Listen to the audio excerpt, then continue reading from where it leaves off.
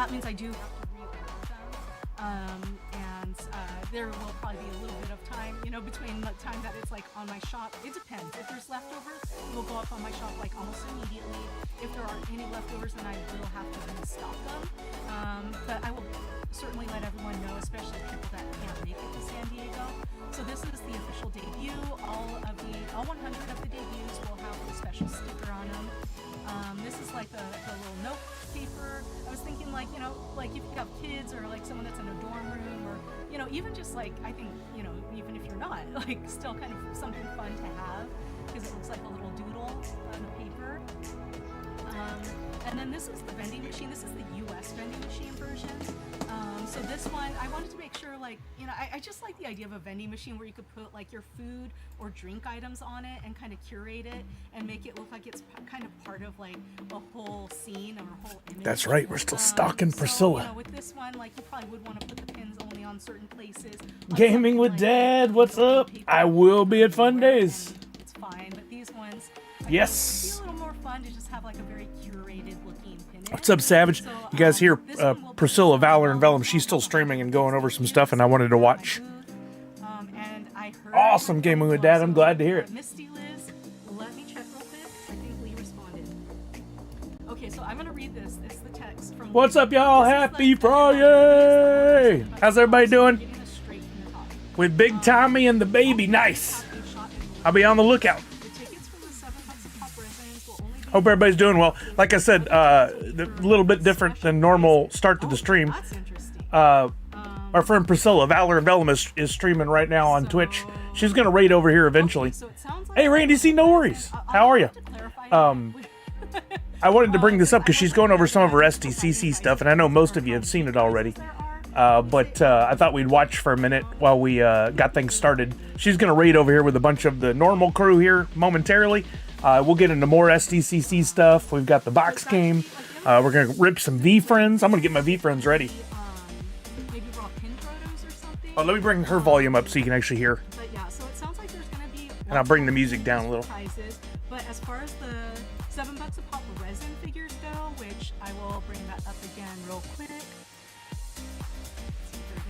These guys. So one is reserved for the pass orders. Savage. Two, apparently, will Good be goods. 10th. Lantern Sune. So that's awesome. Info. If I had my original crew hanging out, if we had to get together, it would be. Maybe I'll try and clarify with him. 14. Stream too. Just 14 years. There you go, Tech. Yeah. So there you go. So pennants, like going back to this. So these, we'll just run through this again real quick. But yeah, we have the daytime exclusive, nighttime exclusive. The exclusive you can only get in the blind bag. What's up, Red Ranger? Vending machine debut. So these are the. What's up, Blender? I will also have the 3 open editions with me as well. So if anybody needed more. Wait, what did you not get? Gaming with Dad? Or you didn't want to pay shipping on them, I will have the open editions as well. But these are all the new ones. And thank you, Willow Bard. Priscilla's been hard at work. She's got a lot of awesome stuff for SDCC. I won one lottery. Walking Miracle. My wife won another. Yeah, especially because like I wasn't aware that there was going to be more than the 3 golden tickets. Or actually, no, 2 golden tickets. Yeah, 14. I'm an old timer now. Wanna, like, at SDCC and Life. That. But it sounds like. I won the clear. Okay, yeah. Convention Center one. And I'm just gonna. And Kelly won one of the Patrick Ballesteros really Sune collabs, which I'm excited about. Certain, what's up, Miss Jessie Star? Tickets in the Lantern Sunes, and those will be the ones for the resin figures, right? Question mark. Wonder. Okay. I mean, he's I missed who she was texting. Oh, maybe Patrick. About that real quick, because really good to know. Okay, so he's thinking like there will probably be like maybe besides the figures like 3 like. Wait, there's a super duper shout out redemption. And I'm kind of thinking like maybe those would be like. It doesn't show me that. Or something. I thought it used to. Other Where is it? Opportunities to win more stuff, and hopefully he will respond. About a super Dylan shout out. Lantern Sune. Oh, the here it is, you guys. the good goods. We've got it. Gotcha. I'm on it. So there's 2 golden tickets for the resin figures. He says 1 ticket will be in the con lanterns and 1 in the online lanterns. And I'm gonna ask him if the online, if the pre-sale counts. Do the pre-sale? That's the most y'all are ever gonna see me dance. I know that one old white guy move. Or online? Question mark. I need a test post-it. Just so we can make really certain about this. So yeah, but at least we know for certain, like there's going to be 1 golden ticket in the ones physically at the booth, and then 1 ticket for online, which I'm trying to clarify right now if that includes the pre-sales or if it's only the ones that I think it's on Friday that are dropping, but hopefully we can find out. All right, so moving along again, here we go. So this was something I wanted to bring up because, you know, the economy, as I mentioned before, it's like, yeah, dumpster fire right now. So, you know, I wanted to make sure, especially because sometimes people are down to just their last Awesome. dollars, Thank you, and Tech. it's like, well, what can I get at San Diego that's like not too expensive? You know, for San Diego, and I'm going to see how this goes, if I want to continue this for shows or if I want to just do this for San Diego only. I am lowering the price from $3 to $2, and normally it's like Recession $3 stickers. for $7. But for in person at San Diego, it will be $2 each, or 3 for $5. Just so many which great is, like, stickers, a really too. good deal. I think it is, because these are all high quality vinyl stickers. They are waterproof. They are UV I think this resistant, marker's so almost you can toast. Put them like indoor use, outdoor Yeah. use. Throw it on a water I bottle. need to order some even more. put it on a car or That something. purple is They'll be toast fine. toast.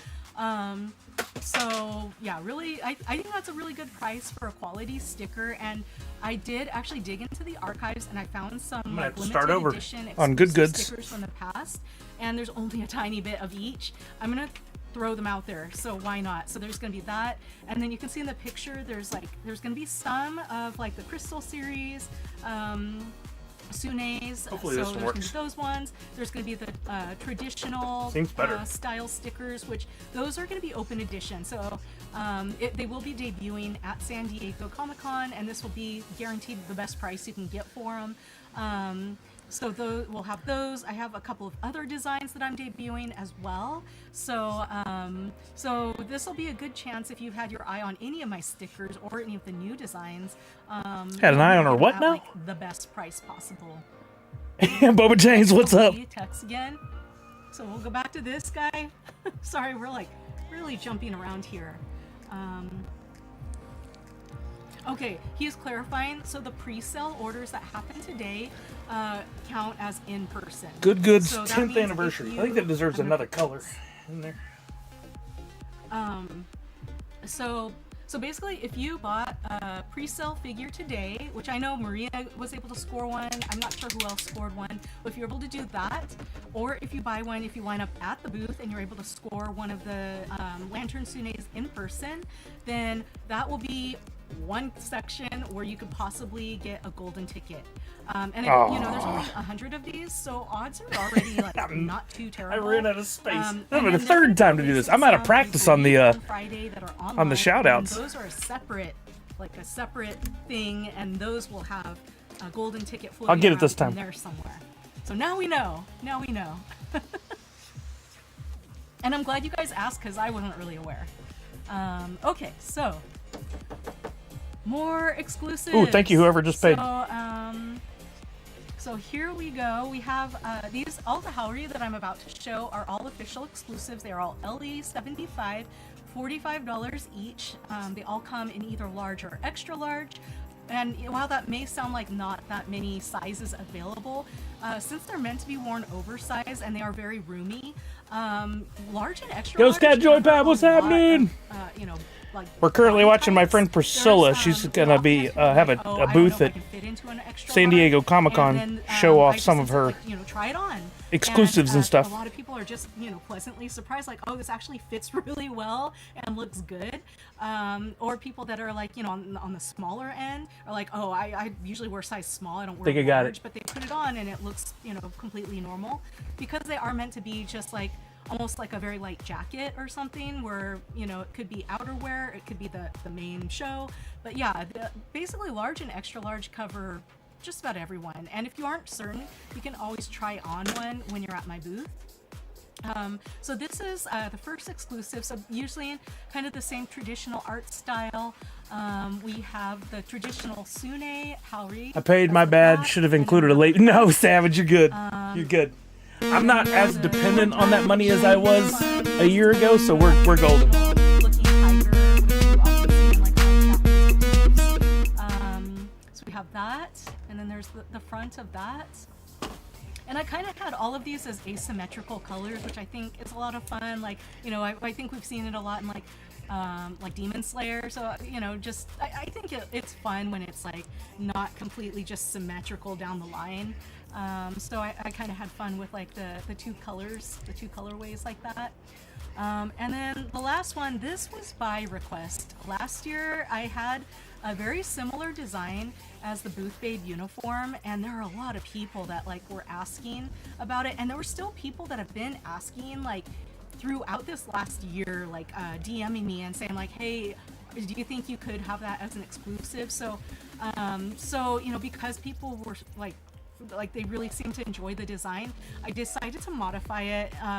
So, you know, that way the Booth Babe design is still like technically its own special little variant. This one, the we all get to be Booth Babes. Babes. Booth Babe, obviously, like it doesn't say like Randy C, slot on it, 43 like, months. the Thank you, big Randy uniform C. has. I took my logo off of it, and then last year I didn't have Shibui in the Haori artwork. This time you only see like a little edge of Shibui on the side, but you know, if you see it in person, you can see the full thing. So Shibui is in this new updated version in the exclusive. So those are the little changes, but other than that, it's still kind of the same vibe, and it's still essentially like a very similar design to last year. So now you have your chance if you were one of the people requesting it or hoping that it would be an exclusive. Here we have it. And it does have like the San Diego Convention Center in it, which is maybe that's why people were really digging it. And Can I you also dig picked it? the same colorway because I thought it was kind of fun having like, you know, these bright sunny colors that kind of make me think of San Diego in it. Let's see. Walkie Miracle saying I need Okay, a Haori I'm gonna dial back on shirt. Yeah, Priscilla. Let me know if you guys had your eye on any of these. I need to.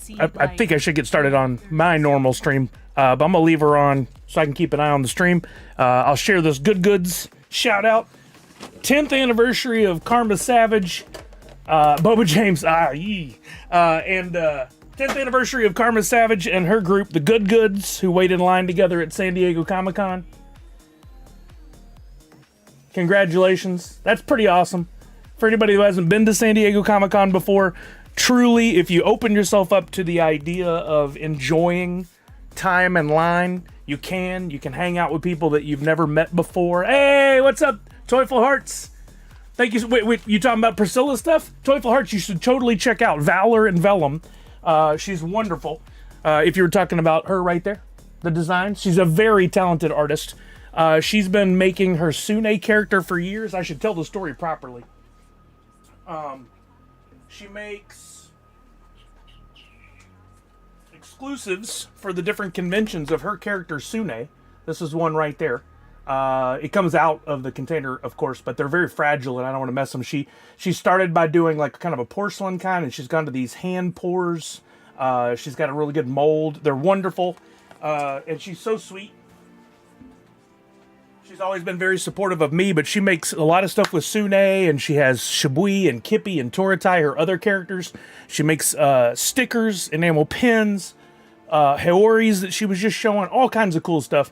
And she's in Artist Alley, but she does really good every year at San Diego Comic-Con. She's got her own booth there it's not in Artist Alley anymore. She's gotten so big with her stuff that she's moved out to the main show floor. And wow, she kills it every year. Just amazing stuff. I've got tons of her different little mini characters. A little mini like that. And like, oh, I love these with the flowers in them. So many cool things. You like my t-shirt? Is that what you're saying? Thank you. Yeah, but she's really talented. So if you're going to San Diego Comic-Con, definitely go see her stuff. If you're not, you can still follow along. There may be some stuff available after the convention on her website. You could pick up from there. Yeah, she's fantastic. I've known Priscilla for many years now. We both were Funko fanatics and collected Funko Pops. I originally first really hung out with her at the premiere of the film Making Fun at the theater in Los Angeles when we did the worldwide premiere of the movie. But I had known her before then a little bit. And then during COVID, I turned to streaming, and she turned to doing her art and focusing on that. And now I believe she's doing it full time. She's very, very talented. Meanwhile, I have a full-time job now, and I stream occasionally for fun. But Toyful Hearts, you've been part of the fun I've been having lately with V-Friends. I'm so glad that you jumped in on it. I know Liz Misty's jumped in on it. I know Steve Matthews, my friend from San Diego, has. A bunch of people have. I don't make nothing. I make zero by telling everybody about this, but I really am just enjoying it. We'll get to more of that later. I'm going to crack some packs again today. But I wanted to talk about San Diego Comic-Con and all the fun stuff that's going on there. In case you're going, anybody who's going, I definitely want to say hello. Hopefully you'll be, Priscilla's having a meetup on Thursday night. That's what she's actually showing the details on right now on her screen. Thursday, July 23rd at the Odyssey Hilton Bayfront, which is right next to the main convention center. There's actually some of the panels that are there in that same building, just feet away from where we meet. We've done it for the last 3 or 4 years now, and it's always a great time.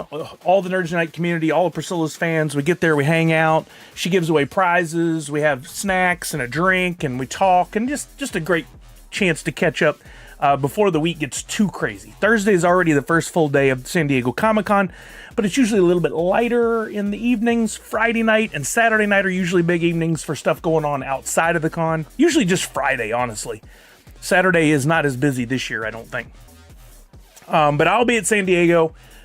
My plan is to get there Wednesday before preview night begins, but I'm flying into Burbank on Tuesday, and then I have a meeting Wednesday morning for work, and then I'm jumping in a car and I'm driving. Hey, what's up, Jeremiah? Hey, Jeremiah Menina. Hey, I know Jeremiah. Thank you for coming by. How are you? I didn't know you ever came by the stream. Thank you so much. I hope you're doing well. Toyful Hearts, hopefully I can make a V-Friends of my own one day. Financial advisor is already open for you to apply. You're going to make a V-Friends? Oh, okay. All right. That sounds like fun. I mean, who knows if they'll add and extend the fun of V-Friends to more characters. I didn't even think about that. It's very possible. But I'll be there Wednesday, hopefully by the time preview night starts. And I'll be doing, I don't know if y'all saw, I'll bring this up, but my day job, which I don't talk about a whole lot because that's kind of the policy with the company. I don't go and represent them on my time. That's just the way it works. It is called Blackies, which is actually growing in popularity in the US. If you guys haven't seen it before, they make model kits.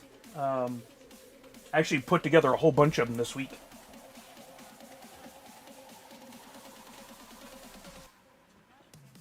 This is actually a model kit. You'd be shocked. It starts as a bunch of small pieces, and then you put them together, and what you end up with is a character that is similar to what other companies call action figures, but ours we call model kits. We have to. But they make all kinds of different types. That's my day job. Anyway, what I was getting at was we did announce as a company earlier this week that we are going to be at San Diego Comic-Con, booth 632. I mean, my own version of V-Friends with my own character. Oh, gotcha. Yeah, absolutely. You know what? Toyful Hearts, some of the best advice I ever got was from one of my mentors, even though he doesn't know he's my mentor, Chris Hardwick. He has had his own podcasts, and he hosts TV shows on AMC. I've had the pleasure of hanging out with him before and podcasting with him. Super nice guy, but his whole thing was push the button. You don't sit around and talk about doing the thing and hem and haw about it. You push the button, you start. You can start, you can fail, you can start over. You will learn more from failing than you will from succeeding. Do the thing. Same kind of thing that Gary Vee's always talking about. Don't sit around, don't think. Well, you should think, but don't think so hard that you talk yourself out of it. Just do the thing. I've been doing the thing for myself and with business partners since 2013. I really got into this world. Started with Nerd Foo. There's your quote, Savage. There's your trigger. Me and my buddy Steve did that for a few years. Then I went to work at Funko. Then on my own as a streamer and a content creator and an artist. And then now doing that alongside working for another company in the toy industry. It's the industry I want to stay in. And I will probably always have this as a side thing unless it becomes the main thing. There you go. There's Savage. Because I want to have, something to fall back on in case the jobs that I work for decide they want to go a different way, which happens. And B, I want this to be part of my life forever. And I love being able to have friends like you guys and create things and test things and try and learn new things. Just so much fun. They said don't push the red button. Well, unless that red button is the go button. Usually that'd be the green button. Yeah, but you should absolutely, if you have an idea, push forward. Work on it. Good advice I'll give you is if you have a big idea and you want to try something, you may have to whittle that down to some smaller pieces and build those over time. You got some wonderful tools now that I didn't have, Savage didn't have, Priscilla didn't have, 10, 15 years ago. Now, and don't cringe at this. So many people do. They don't really speak about it properly, but there are AI tools that can help you with all aspects of building your business, from creating a full legal business in an LLC or a sole proprietorship, all the way up to, and I know this is the dirty part of it, if you need some art. We probably don't want to focus on the art as being done by AI, but there's so many other ways you can use AI to help you with the business and the books and the posting and all that stuff. I can get concepts created. So see, that's a great part of it that people don't really get. Your finished artwork doesn't have to come from AI, but you can get some ideas going. I have used it for ideas before, but then I've gone to Procreate and Illustrator and After Effects, and I've drawn and done my own things. It's just another tool. You have to make a decision for how you want to use it. And if you're anti-AI because you believe that it stole from other artists, I fully support that. I get it. I think almost nothing I've ever put out is fully AI. I have used AI for elements before, but not fully. Yeah, so, I mean, that will always be a tricky conversation. But I think there's so many tools that you have that'll help you get there faster. I will say one thing I've seen a lot of is don't infringe on others' IP. This isn't aimed just at you, Toyful Hearts. I just see this other people doing this stuff, and you can't just make an Iron Man thing and then call it Iron Man or Marvel and get away with it. There's those t-shirt businesses at every con that rip off stuff. You can't do that. You got to build your own thing. Yo, Dr. Crispy, what's happening? How are you, brother? Hey, man, we're going to crack some cards tonight. I don't know if you can hang. I don't know if you're driving. I don't know what the deal is, but I'm glad you're here, buddy. Miss you. Hope I see you next week. Toyful Heart says, I created the LLC. Proud of you. And characters and stories just shy about my art being out there. Thank you for your advice. You know what? When I first started, I still don't like to call myself an artist, although members of the community tell me I should. And I've gotten much better to the point where I feel much comfortable with it.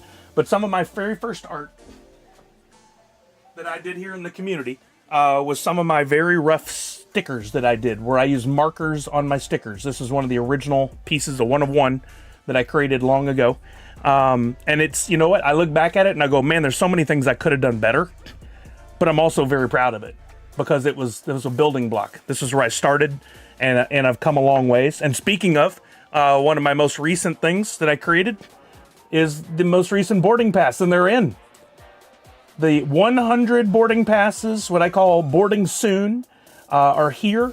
Each of these is hand numbered. You can see down in the corner there, that's number 100 of 100. These are just $6 if you order from me now. I can still take orders. There's a form comes up in the stream if you want to grab that. If you want to see, I took the sticker off of one to put on my PC tower over here. But these have a Kiss Cut sticker in the center. So if you're headed to SDCC and you want a little souvenir, this is a good souvenir to have. If you're not, but you just want to collect something, that I'm creating. I've made, this is the fourth one in the series now. Is that right? I think it's the fourth. Yeah, fourth one in the series now. I can't get it started right here, but I'm taking off.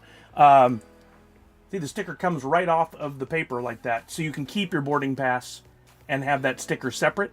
But I'm taking the whole boarding pass. It's all one big sticker, and I'm putting that on my luggage to commemorate each of the cons that I go to. Dr. Crispy says, what's up, brother? Just sitting here at my local card shop waiting for this Lorcana pre-release to start. Miss you too, brother. I'll be there for Fun Days, even though it sounds like it will be messy. Yeah. So the word is out. If you haven't already seen, they've moved Fun Days, Funko Fun Days annual party. Well, almost annual. They skipped last year in lieu of having it at Hollywood. And it will be at the Ratty Shell. So it's back to where it was a few years ago.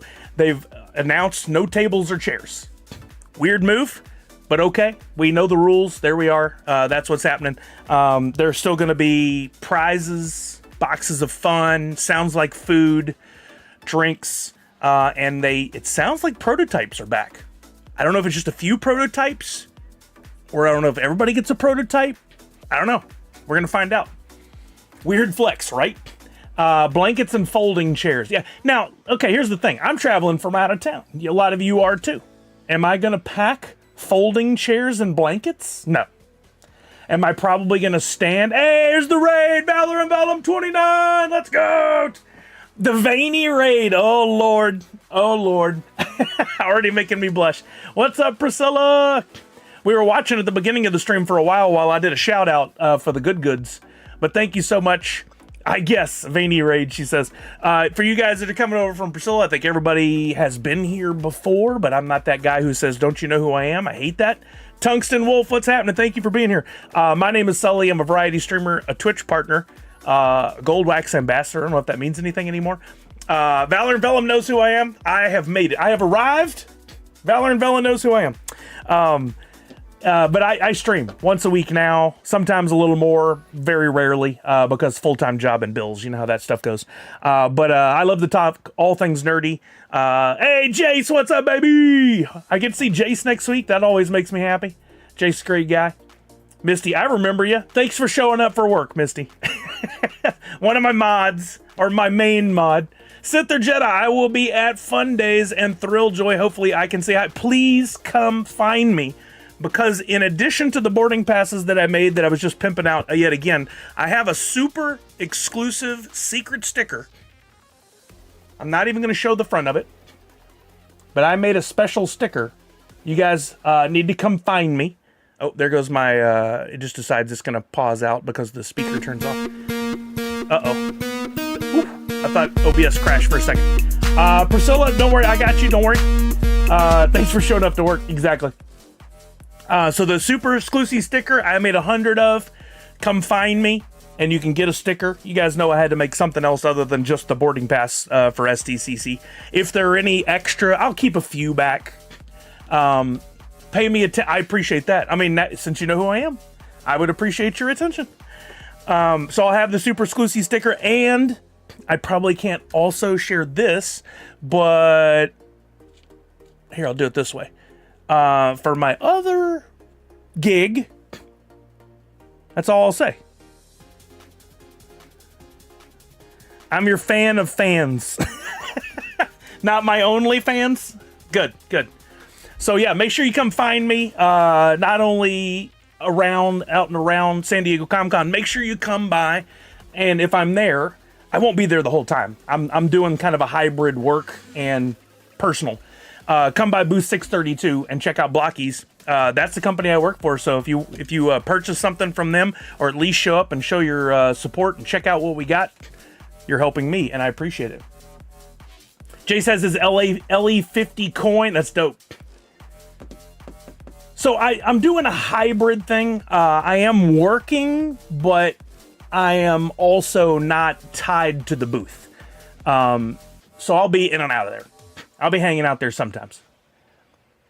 The weekly leakly. Yeah, it's been a minute. I saw Yoko at Washington State SummerCon, and we were joking about the weekly leakly. It had been a minute since that had come up. Yeah, but I'll be around the Blockies booth, but I'll also be doing the convention show floor. I've been making my own list of things I want to do and exclusives I want to pick up on, which is a pretty limited list. But the main things I'm focusing on, let me share this since we're talking SDCC. If you guys have anything else you want to throw in the mix, let me know. PSA and VFriends. I can't get enough of it. Yeah, you guys are like, oh man, he will never shut up about this. Let's see. Is there a... Here it is. PSA and VFriends. There's an exclusive pre-graded blind bag comic book that is the Farm Fights, issue number 13, that will be at SDCC, available at the PSA booth. It's like $125, but it's a blind bag, and inside you get a graded comic. And somewhere I have the breakdown of what you can get. There's only 555 comics in total, and it's pretty much guaranteed that the value of what you buy is going to be higher than the purchase price, especially if you pull one of the limited or the signed, or I think there's sketches or some other stuff. I want a secret sticker. Can I astral project myself there? I don't know. Can you? That would be crazy. Chuck said I'm having connection issues on my phone, so at times I won't be able to chat. I can hear you though, so just may not be able to respond. No worries, Chuck. I have a VFriends card out in the mailbox from my pop, says Peak. Oh, nice. Did you win on one of those auctions? I've got some on the way. Linder said, is there a secret path? Oh, for Jace? There is. There is. I forgot what it was, but... Nadu said, I hopefully see everyone next week dealing with the airline over here, and it's just a mess, and everything is backed up because of the situation going on around. So let's see if I can get in the air in time for SCCC. Dang! I hope it works out, Nadu. It's always good to see you there. But I understand. It can be challenging. Tech said this collab is going to crush. It's the first cover B of a comic and a shiny variant. Ooh, I hope I pull one of the limited ones. We'll see. We'll see. Need an astral projection ticket, though. Yeah, did you win the astral projection lottery, Allie? I am, my streak holds strong.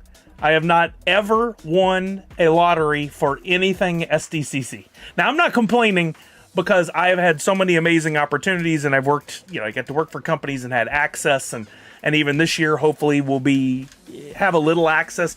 I just think it's crazy that if you work the odds out, you would think I'd win something, right? Kelly won a Mattel spot for Sunday morning, and I told her that's how it was going to happen. We weren't planning on going on Sunday, and I told her, I was like, if anybody wins, it'll be you, and it'll be for something you don't care about, and then we'll have to debate what you want to do. We'll figure it out. Same thing happened to buddy Steve. He won nothing, but his wife won a spot to something. I forgot what it was. But that's how it goes. What did I win, Bubba James? I won something? Did I win sexiest booth babe for Priscilla? Is that what I won? Isn't the secret password Philadelphia? Why would it be Philadelphia? Oh, replying to Liz. That makes more sense. Okay, last push on this, and I'll shut up about it. Boarding passes. If you want to get a boarding pass and keep your collection going, or just something to commemorate, or just a little something to support me, exclamation point boarding pass, I believe, in the chat, or it comes up every so often. You can still order. Deliveries start this weekend. For anybody who's all the emails have been sent out for payment. For anybody who's already paid, thank you. If you haven't paid, please do, because I won't be able to ship it until you do. So I did win something through the Priscilla lottery, and I'm excited about that. What I meant was the SDCC main lottery. Make sure Kelly picks you up a Jim Bro Skeletor. Yeah, right now that is on the possible list because that does look super cool. Misty, Sully, and Kelly won. So yeah, we won that lottery, and that's the one that matters. Let's be honest. But as far as those tickets that you get that you have to put in by the deadline through the SDCC portal, I've never won one of those. So that's just how it goes, right? Yeah, get your orders in for that sticker. If you see me at SDCC, be sure you ask for the super secret sticker, and I'll get you hooked up with one of those while I have some in hand. I was talking about exclusives. I'm looking for the. I want to get that VFriends collab comic book. I think I have a good chance of getting that. I'm going after that. I did see another cool thing that I'm very interested in. Well, there is a thanks to Liz and Walking Miracle was in on this conversation. There is a Nathan Fillion signing for a comic book at Dark Horse during SDCC, and I will be trying to get tickets for that. And a full-on rookie panel. I'm very excited about that. But yeah, Nathan Fillion's working on a comic book. I forgot what the name of it is. It's actually at Scott's Collectibles. It is, where is it? I'm trying to find the image.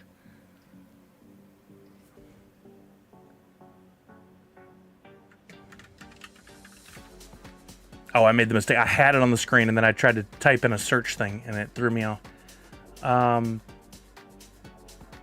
Where is this? Here's the image. It's this though. Nathan Fillion's involved somehow. I don't know if he's helping write the story or what he's doing. But there's a signing on Friday. So Friday morning, I'm gonna try to go over there and get an armband.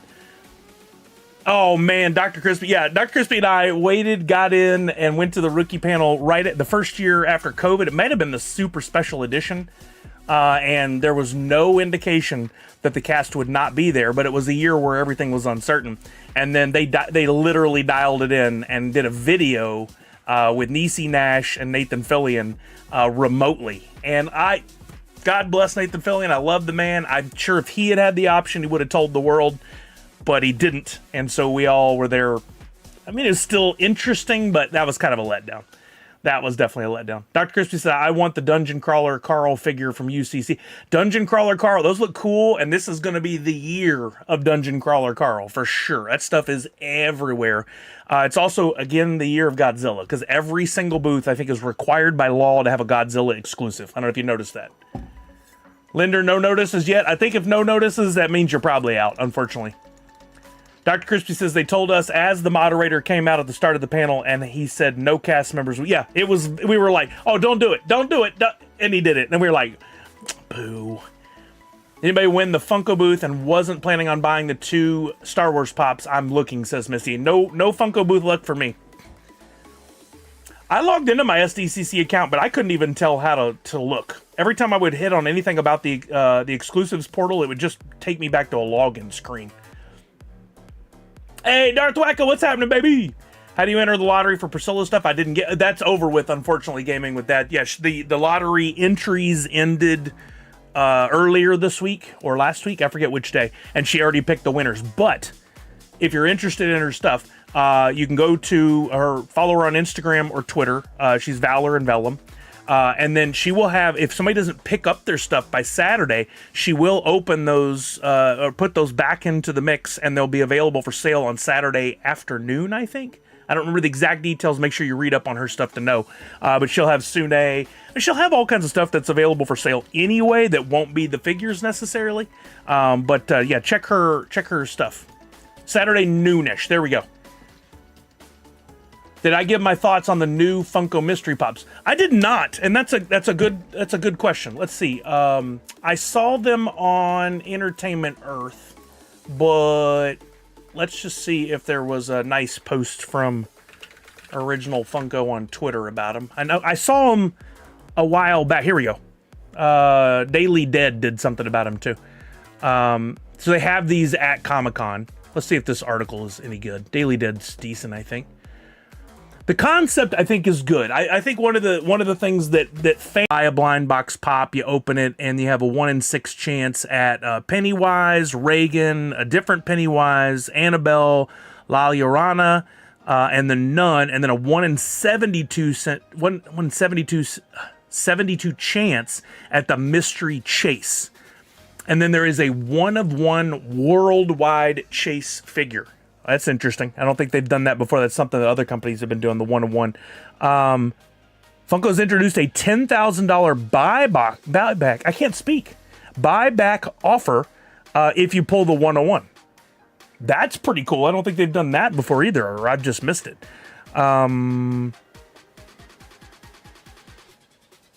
You verify the collectible through the Octane app. Oh, that's interesting. I think there's some good things here. I think mystery boxes are big. I think having the big buyback is big. Horror is a big deal. I love the package around the pop box. I've said they should do this for years. I love the rip tab across the front. Some will say they stole that from Thrilljoy, but they were developing it about the same time. Oh, really, Misty? So somebody's done their own buyback offer. I love it, or bounty, as they call it. There's what a PDQ looks like. We don't know what the 1 of 1 is, but it looks like the same shape as the La Llorona. Although a narrower body, so maybe not. Don't know. I think this looks cool. The box, when it's open with that little flip-up lid, I think is very cool for presentation. Oh, it looks like they come with cards as well. Yeah, I think it's a great idea. The question is it, I don't know how much it is. How much is it? That's key one, because Funko changed their policies years ago and started selling some of their more limited stuff at higher prices, all the way up to hundreds of dollars. Interesting to me. And then, do fans like it? I think people will definitely chase the chase, and they'll definitely chase the 101. The question is, what does the secondary market look like after they're sold out, if they sell out? And as long as the 101's not pulled, secondary market on sealed boxes is going to be pretty good. As soon as that 101 is pulled, everything changes. We've seen that happen time and time again with tons of collectibles.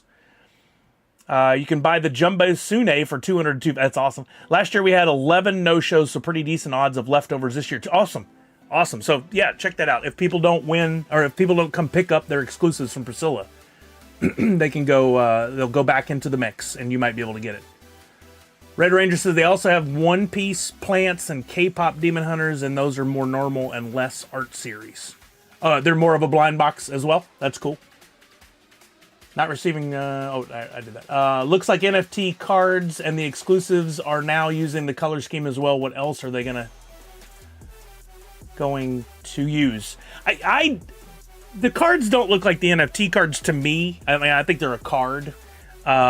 The design's not similar. I am not a fan that some of the new exclusive stuff, the LEs, use a similar box to the NFTs, because I always thought that was such a nice way to distinguish between an NFT pop and the others, with having the foil embossing and stuff. But they were so good looking. I could see the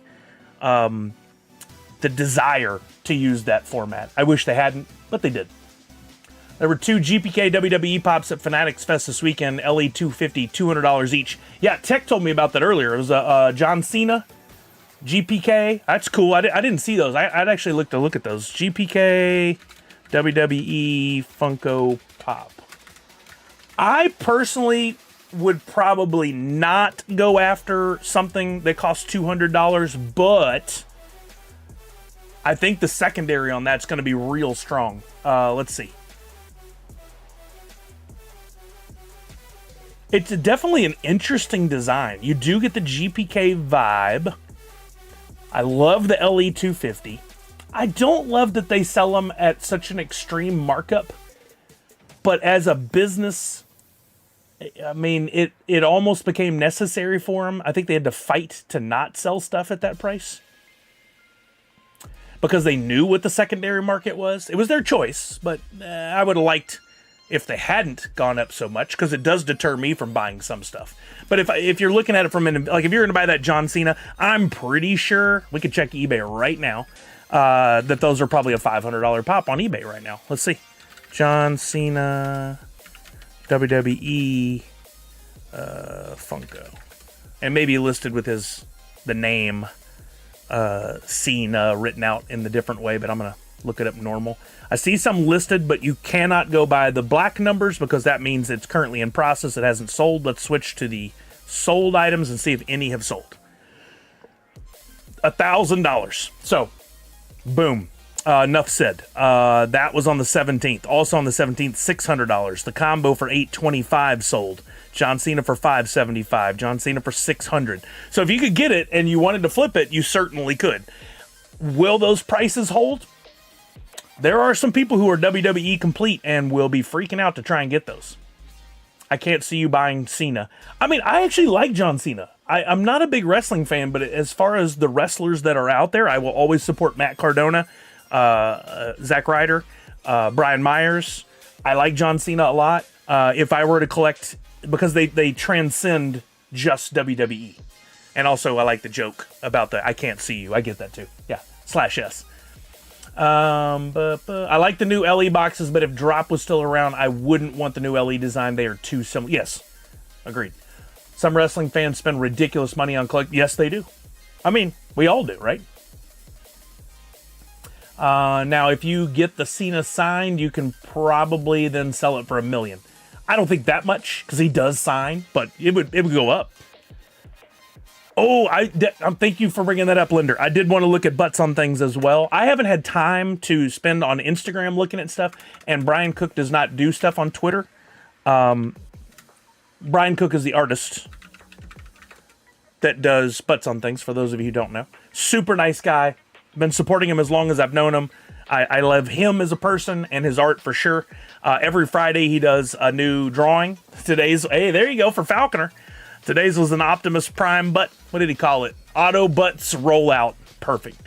What was the big news? Should we get some sound in here? Don't tell me they're going to do a figure. No way. What? So cool. I need whatever they're doing. That is so cool. His stuff is it's already doing well, but it is going to flat out explode over the next few years. Is that what this is maybe too? It looks like it could be a Mr. Potato Head. So that may be it. And then other exclusives. I love this one. The AT-AT. The Empire Strikes Butt. Star Bums. That's amazing. That's one of the enamel pins that will be an SDCC exclusive. I'll try to get that one. Hey, Boba. Did you see this? Oh, he does not sell the sketch cards. In the early days, he did give some away or sell them, but he doesn't anymore. He keeps them. I would love one day. But he keeps them in a book. All of his original sketches. There's a Mando. I love this one. The rear end of line. For anybody who's like, that's an actual photo of the area at his booth. I was there a few years ago in that very line. And that's what it looks like. You've got the end of booth, end of line signs. One might have to show up in my mailbox. There you go, Boba. Hit me up if you need help getting it. I plan on spending some time in his line at some point. He warned rear end of line is the lower LE, so if you want one, grab it. Oh, good to know. Good to know. There's an alien. I gotta tell my friend from the Funko days, Yoko, about that. Sorry, I just was reading something at the same time. I gotta tell Yoko about that. I love the DeLorean. That's freaking awesome. I want that. What did he call it? Backside to the Future. He's so good. We've got a ketchup bottle. Heine. I love it. Those are. Be sure you read the difference. There's the exclusives and the debuts, the debuts. The debuts, of course, you can get after as well. Oh, nice. Bum Cypher. So much good stuff. We've got the cassette Booty Jams. The collaboration he did with 100 Soft, the Dumpster Fire. I think I would love that one as well. That's really cool. Oh yeah, the blind bags with the ice cream. Frozen cheeks. Yeah, isn't that cool, Savage? For sure. 100%. 100%. You need the 100%. And I think that's all the SDCC stuff for this year. But his stuff's great, and his line is usually lengthy, but it moves. It moves pretty good. Same with Priscilla's. You can get in line there early, and you might wait 30, 45 minutes. You don't wait 6 hours or anything crazy like that. Because they know how to get people through there. And they got helpers. He doesn't have as many helpers, I don't think, but he might still be announcing stuff. I wouldn't be surprised. He's still got a few days. But that Hasbro collab is so cool. I'm so happy for him. That's amazing. What was the other? Oh, I wanted to show you guys. There's another exclusive that is Tom Whalen, and it's at the Toy Temple booth, and it is Chomp. I think is all the words I need to type in. Cards. Where is it? Is this? No. Here it is. Tom Whalen, also a super nice guy. I met him years ago doing the cons. He's a poster artist, or he's an artist, but he does a lot of those like super limited posters, stuff like this. If you've seen it before, he's amazingly talented. He has supported us in our efforts to raise money for Extra Life over the years. So also has a special place in my heart there. But they announced this card set. I know Savage will like this. Yeah, Connor's Chomp, exactly. And it is art by different artists. How do they? Abominable Toys, plus Strong Stuff Tom, plus Godzilla Toho mashup with these new trading cards. All that I'm seeing looks like Whalen art, except that bottom left one. That doesn't necessarily look like his. But if you guys are walking around the show floor, I think the Hasbro booth has some of his art on the outside. You'll see, or is it Mattel? One of those uses his art on the outside, but he's incredibly talented. These cards are at the Toy Temple booth. It's 10 packs per box, 5 cards per pack, 50 cards per box. And yes, the next question you had, I'm sure, is the same one I did, and that is, hey, are there some like rare ones and stuff in there? Yes. Inside the boxes, you will find serialized inserts, rainbow foil, cracked ice foil numbered to 10, silver foil numbered to 5, autographs, redemptions, and even a 1-of-1 gold foil cards. Not one, multiple 1-of-1s. Autograph cards will be an average of 1 per box, and there will also be very rare redemption cards that can be redeemed for an exclusive Godzilla Chomp figure, which you can see on display at the Toy Temple booth number 929. And there will be some other pretty great exclusives at that booth. Toy Temple carries exclusives from multiple companies, so make sure you go check that out. It's the same person that worked at Mondo. Yeah, he worked with Mondo. I don't think he ever worked directly for them, but he was one of the stable of very talented artists from back in the early Mondo days that did some work with him. Yes. He might be.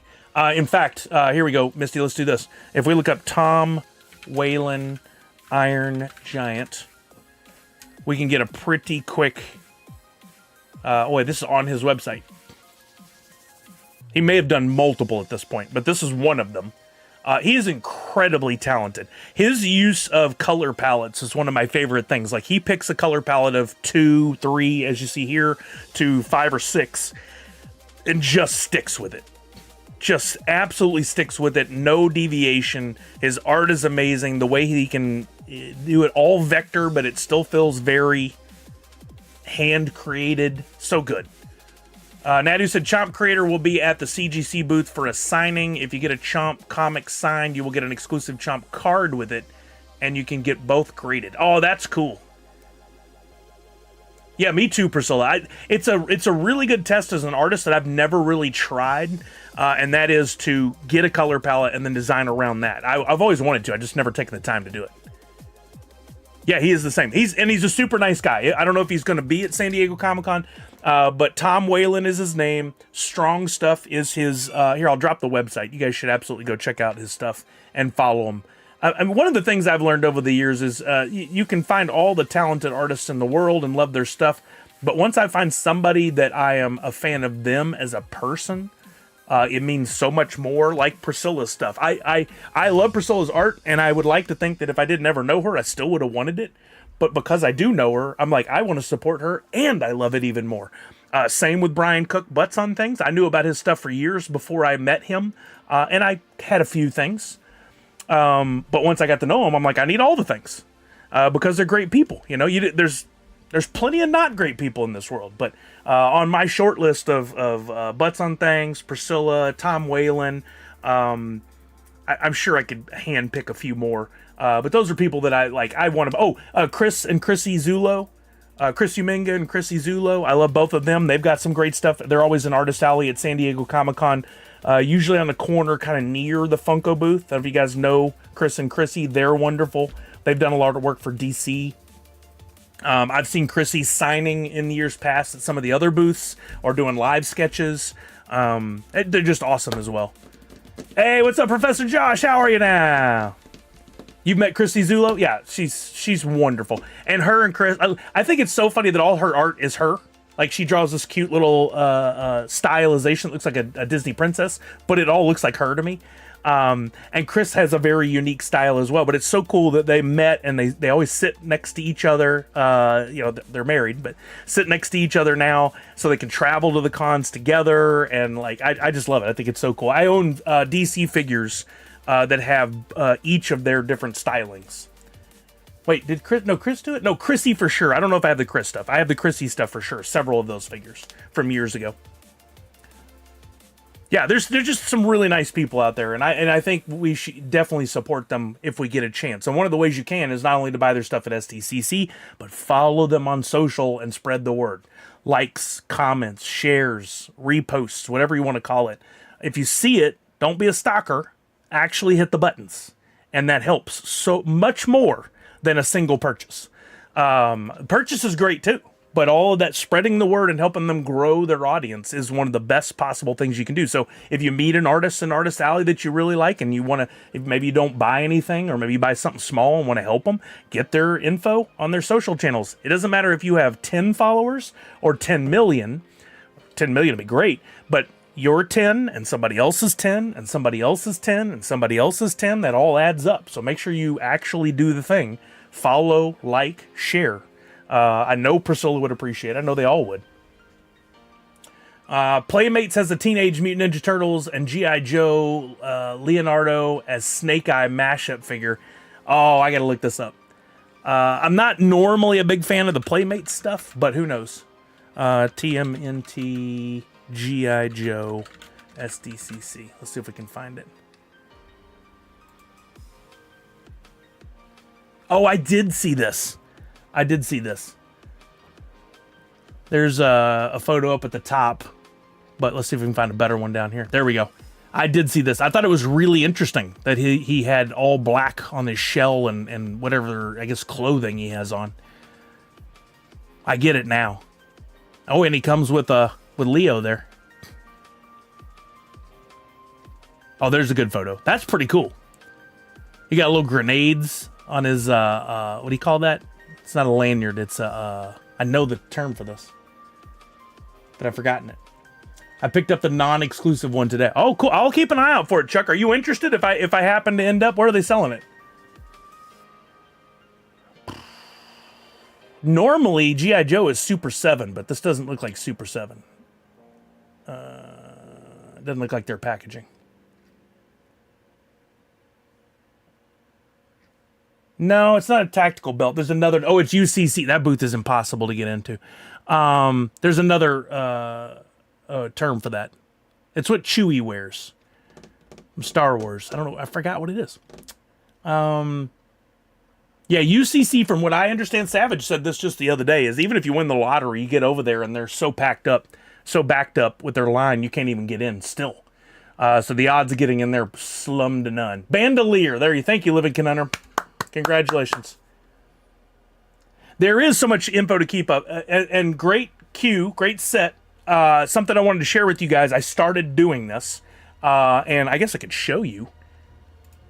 This year I took a different approach. I'm to the point where I'm like, I make a few notes in my phone about a couple of things I might be interested in.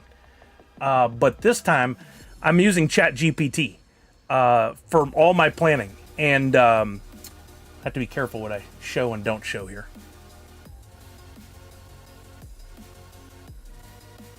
Whoa. Let's see.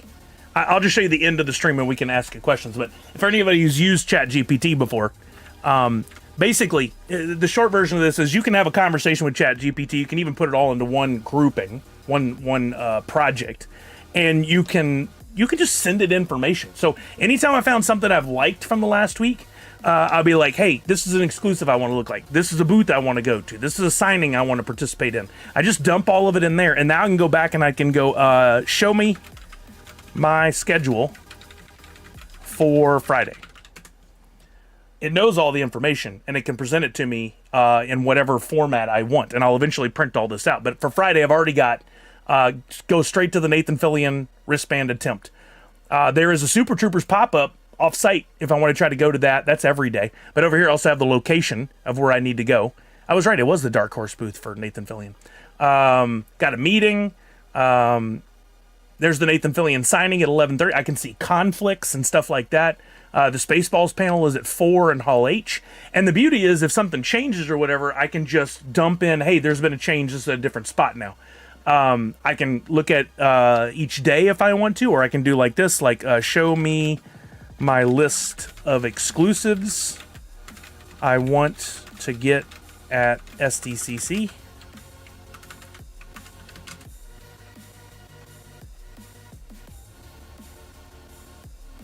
Bubba James, I've not run into that myself. I don't know if you've gone like super long on the conversation, but I haven't run into that. Like here we go, V-Friends comic. It's got not only what the exclusive is, but some detailed information on it. I can also have it give me a shorter list. Oh yeah, Chrissy Zulo. I was just mentioning she has a cool Lobo comic book that I've got on my list. The Godzilla Chomp trading cards, Series 1. All that info is right here. I could have pulled it if I needed it. And then there's some other items on my radar, like Offsite Spaceballs has special merch. Super Trooper, or not Spaceballs, Super merch. Super Troopers has extra merch. I'm hoping Spaceballs has a panel giveaway, so I noted that. All kinds of stuff in there. So the next trick, and I haven't done it yet, will be how do I make sure that's either on my phone and or in print for when I take it with me. I'm going to play with that this weekend. But it's just been really easy to grab info and dump it as I'm going through things, and then come back to it later. It keeps suggesting, like, would you like to prioritize? I'm like, I don't want to do any of that yet. I just want to dump stuff, and I'll come back and we'll do that later. I think it's going to be super helpful this year. And if I see something while I'm there, I have ChatGPT on my phone, I can still throw it in there. Yeah, Bubba James, I haven't run into those issues. If I do, I will happily share with the audience. But I think it's a great way to organize your thoughts. You can still go old school and just make yourself a spreadsheet. I used to do that, and it works great. Print it out. Put it on your phone, have both, just in case your phone's not working or you lose the printout or whatever. You don't want to lose all your info. Handwritten notes also work. Whatever works for you. I'm just trying something different this year. I think I went through all the PSA, Toy Temple, the Offsite, the Super Troopers thing. I hadn't mentioned before, but I want to go to it. Spaceballs panel is way up on my list of things I want to do. And of course it falls on Friday in Hall H at a time where I'm probably not going to get to go, but I'm going to try anyway. And of course, I want to go to Marvel on Saturday, but the odds of getting into that, like, yeah, I'm not even counting on it. I think that Marvel panel is going to be a legendary one from this weekend. Not only are we probably getting X-Men news, but we're also going to get a trailer for Doomsday, and God knows what other kind of reveals and special things. It's going to be so cool. I wish I could be there, but it just doesn't always work out that way. Having said that, if anybody is going to be in Hall H on Saturday and plans on leaving before the Marvel panel, please let me know. Because if you're leaving before that panel, I would love to work with you to get into the panel. There is a way to do that. What's your most memorable collectible you've gotten from SDCC? That's a great question. I have been very fortunate over 14 years of going to pick up on a lot of cool stuff. I'm going to run down a few that pop out in my head and then narrow it down. Some of the earliest SDCC exclusives I got were the Funko booth. When I picked up, the 4-pack with the Ghostbusters with the marshmallow all over them was really comes to mind immediately. If you're counting Fun Days, going to the early Fun Days and getting the Skeletor, the Disco Skeletor, SDCC exclusive. Is that one Fun Days? Or yeah, that was Fun Days. Getting that one. I have a Pacific Rim set from NECA, N-E-C-A, NECA. That's all black and it has 4 of the Jaegers and all. I think that's one of the coolest things I've ever seen, and almost nobody ever talks about it. It doesn't have any real value, but I think it's cool. I picked up on some very cool exclusive comic books, like a Deadpool years ago that was a super limited run, that I still have bagged and boarded somewhere. I gave the other one away. I love the exclusives for sure. Oh, I have a Stan Lee. Was that the silver at SDCC and the gold was at NYCC? But I have a Stan Lee silver Funko Pop that's super limited. A lot of my stuff is Pops, let's be honest, because I was such a hardcore collector. You remember that Pacific Rim pack? It's so dope. I love it. Every once in a while I get it out and take a look at it. Of course, from Artist Alley, getting stuff from Priscilla. I have some awesome enamel pins for her and butts on things that I keep always. Yeah, I'm looking at, and a lot of the stuff is not SDCC related. Oh, I have two beautiful posters that I used to have behind me that were on stream back in the Mondo days when their booth was on the other side of the convention center from where they are now. They used to do posters, and they do these surprise drops. You didn't know when they were going to drop them. I have an Alien and a Predator that are both some of the coolest screen printed posters you've ever seen in your life. They're super limited. They're signed. I had them framed. They look so cool. I used to have them behind me on the wall when I streamed, but there's no room for it now. I'm prioritizing the Rookie, and then we'll see, says Walking. Yeah, me too.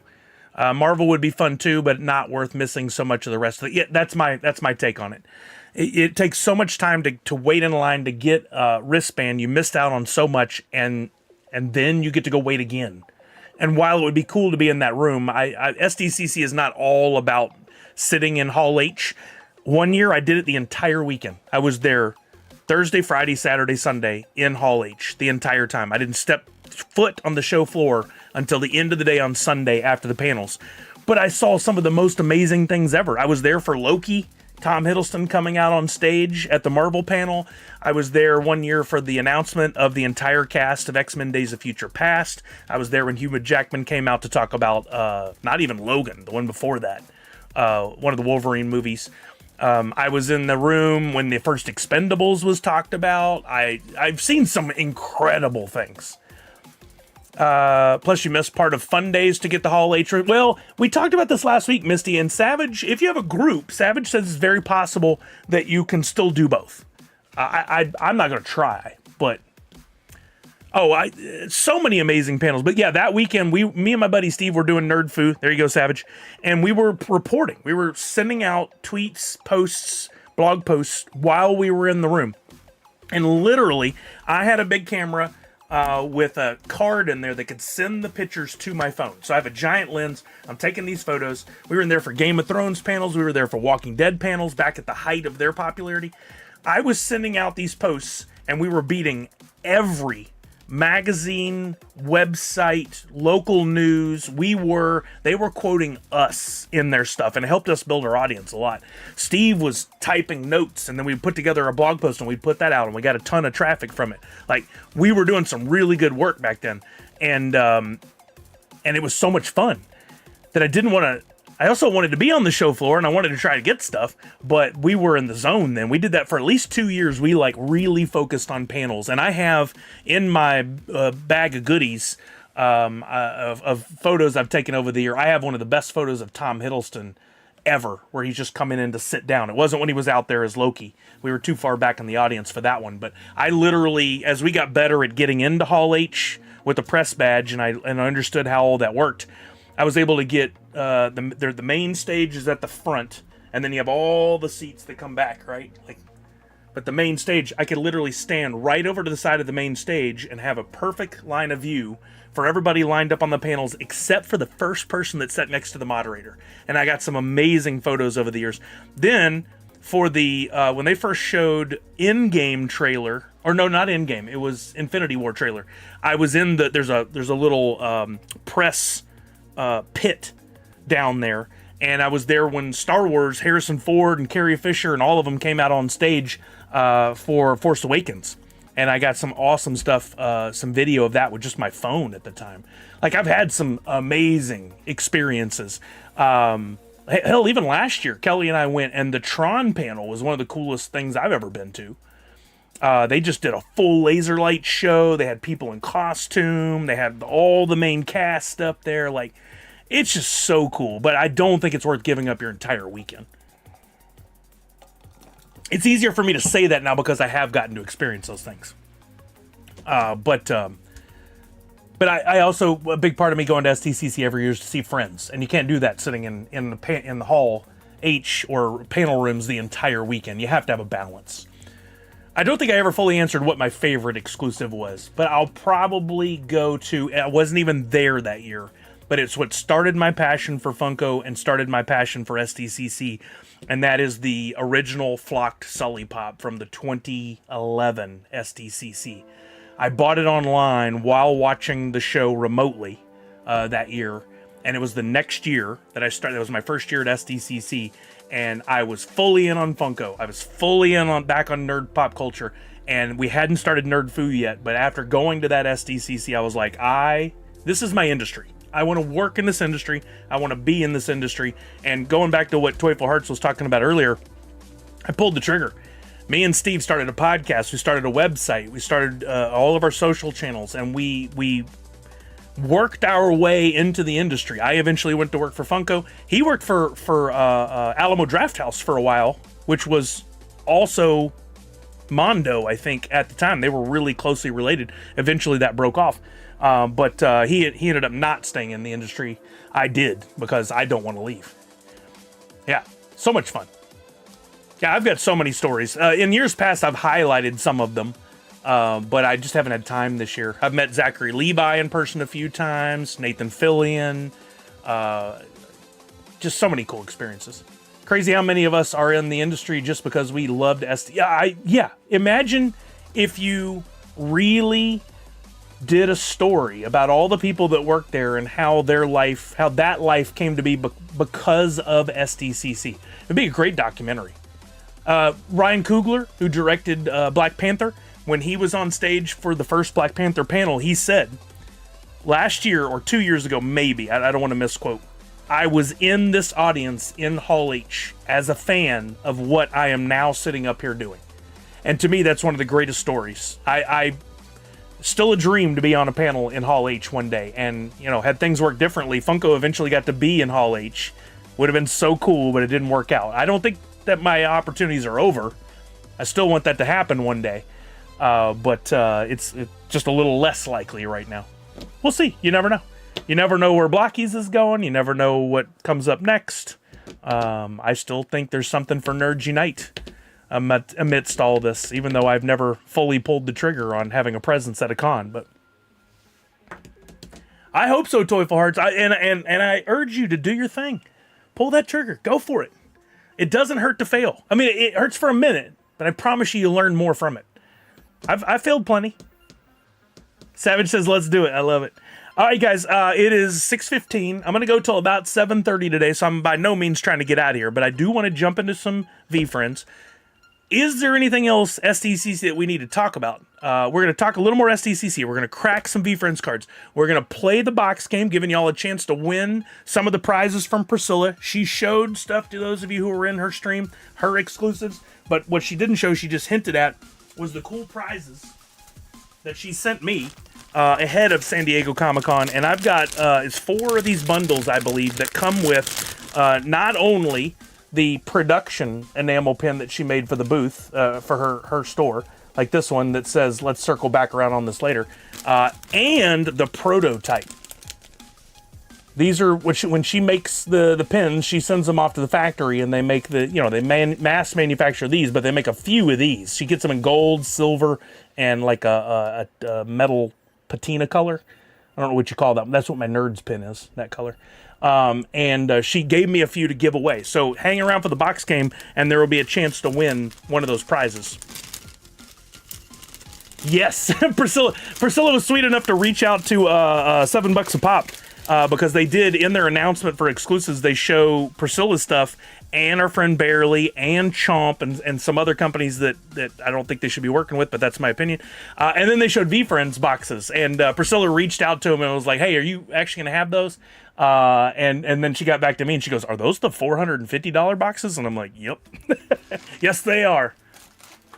If anyone wants to, yeah, I read that. We need a Say Potato pin from Priscilla.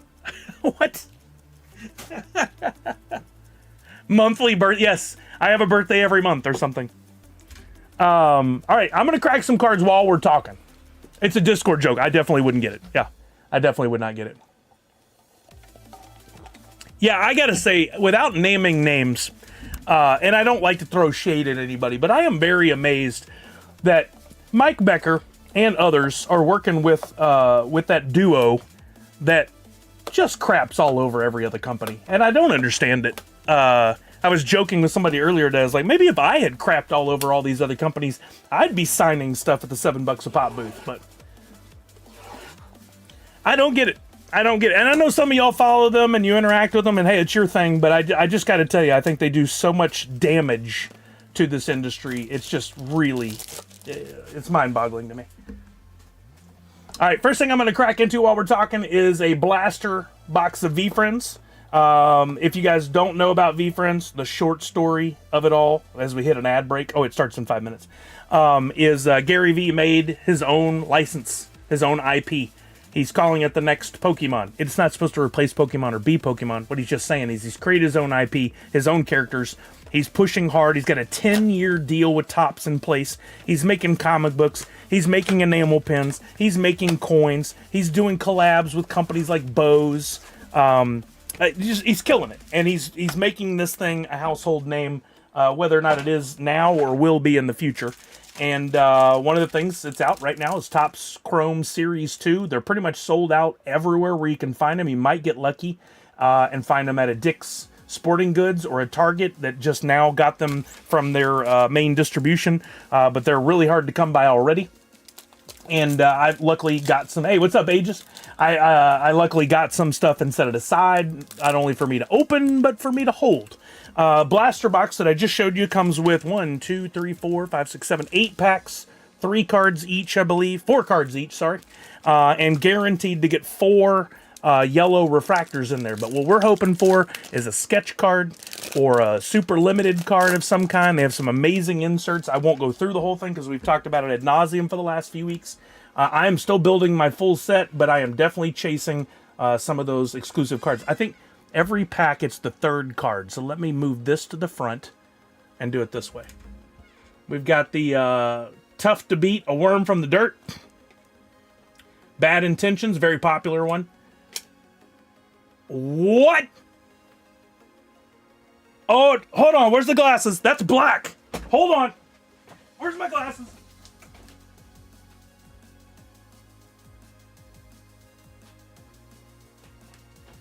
Black cards are super low numbered.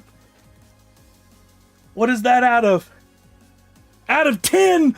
Holy crap. It's number 1 out of 10 in a blaster pack of the Honorable Ohm. What a start. You guys can't see the number. Let me get it in there. Number 1 out of 10. Ho, ho, ho. What's up, Nashville Lou? Holy shnikes. And followed by the yellow refractor of another very popular character, the Driven Dragon. Hold, let me get the sleeves. Holy shnikes. I did not think I would ever see an out of 10 out of a pack. That is so badass. The loaded packs continue. I don't think I'd say loaded, but I've had a few strikes of good luck. Holy cow, get in there. Hold on. We got to get this sleeved up. That is I love the sparkle and the black background. I mean, look at that compared to the other common cards. Any one of them can have that black background with the shimmer. Wow, that is an amazing... Tech was here for it. Let's go, Tech. Sully gets better loaded packs from VeeFriends than he got from Funko. Well, some things are meant to be, right? We didn't have many packs in the Funko days, but I had pretty good luck with Funko too. Wait, I need my glasses. Runs out of the room is the good luck charm. Right, maybe I need the glasses back in the other room. I'm putting this in a top loader now. Let's not mess it up, Sully. Yeah, that's a beaut. Man, that is cool. The first pack out of there, and I happen to do the rearrange of the cards. Interesting. So it was actually in the second slot. Nice spotless face. Oh, he gave it the automatic name. Sick Black Mini Diamond. I like that one over the True Black. Huge congrats. Thank you, man. I will have to look up for value later. The autographed Gary Vee card I pulled that was numbered to 5 out of 5. I have it over here somewhere. a couple weeks ago. That one's like a $400 or $500 card, and I just really had no idea until we looked it up at the end. I have no idea what this goes for. No spoilers. We'll look it up together and find out. This pack, Compassionate Catfish. The Noble Numbat. Ooh, Rare Robot, one of the most popular cards and characters in this whole set. And another of the yellow refractors, the YOLO Yak. I have like 5 or 6 of the Rare Robot cards now, and I keep those sleeved as well, because that's the rookie card for Rare Robot, and I think that's going to be one of the all-time greats. I hope you're right, Toyful Hearts. That would be awesome. All right, sorry if I'm yelling. That's just how I am when I stream. I don't want anybody to go, what do you say? Self-Aware Hair. Legendary Lemur. Oh, Decisive Duck. Or Divisive Duck. No, it is Decisive. I think that one has different color eye variants, but that is the standard. And we've got the Independent Inchworm. There's some really cool variants that people skip over sometimes. They don't understand that there are short print cards. If you pull the Last Class Standing or something like that, it could go for a lot of... Yeah, thank you for the clip. I have to go back and look at that later. We got to share that. All right, I'm going to move the back to the front and go that... Oh, the back one's upside down now. I don't know if that's an indication.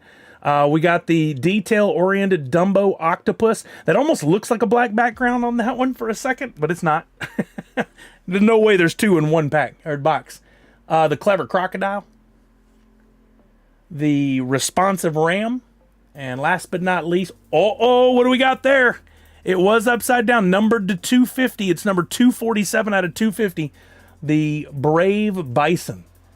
Man, this is definitely a better box than I had a couple weeks ago, or last time we opened. I think my blaster had no numbered cards, and this is already our second one out of, what, 3, 4 packs? Wow. Nice.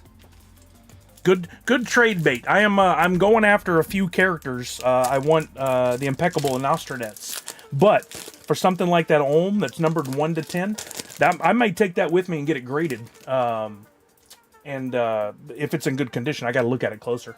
Let me see. Back to the front. We got the Stoic Slime.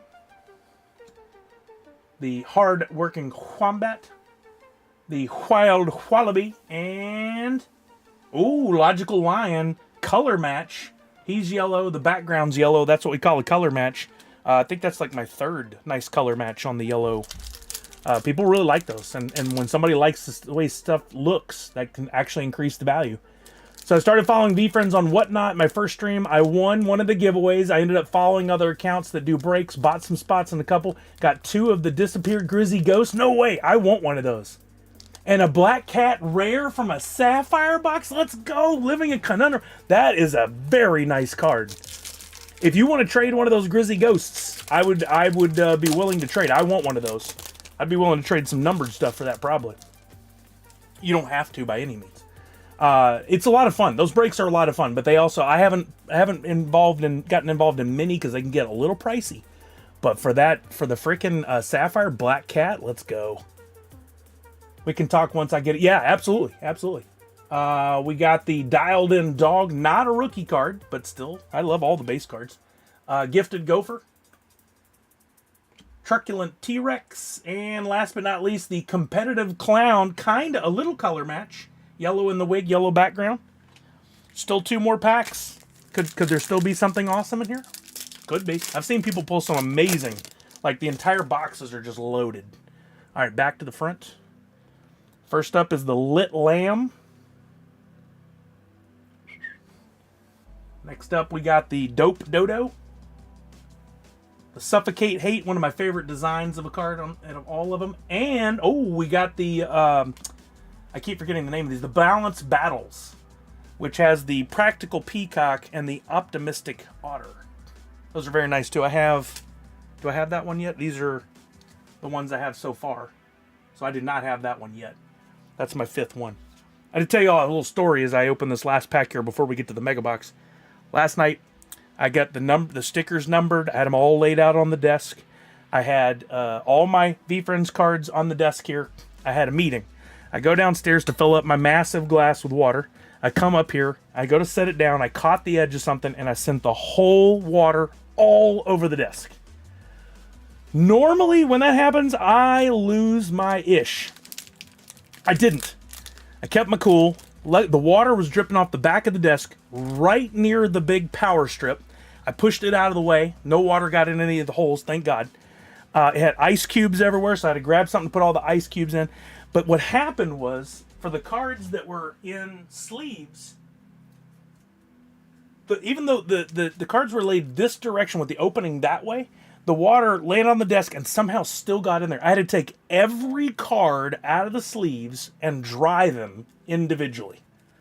And luckily it happened to most of my commons and lower price stuff, not any of my super expensive ones. Exactly, Priscilla. I'm being very careful now. I got more of the desk is clear. I was so pissed off, though. Thankfully, nothing happened to this beauty. This is the one I pulled 2 weeks ago here on stream.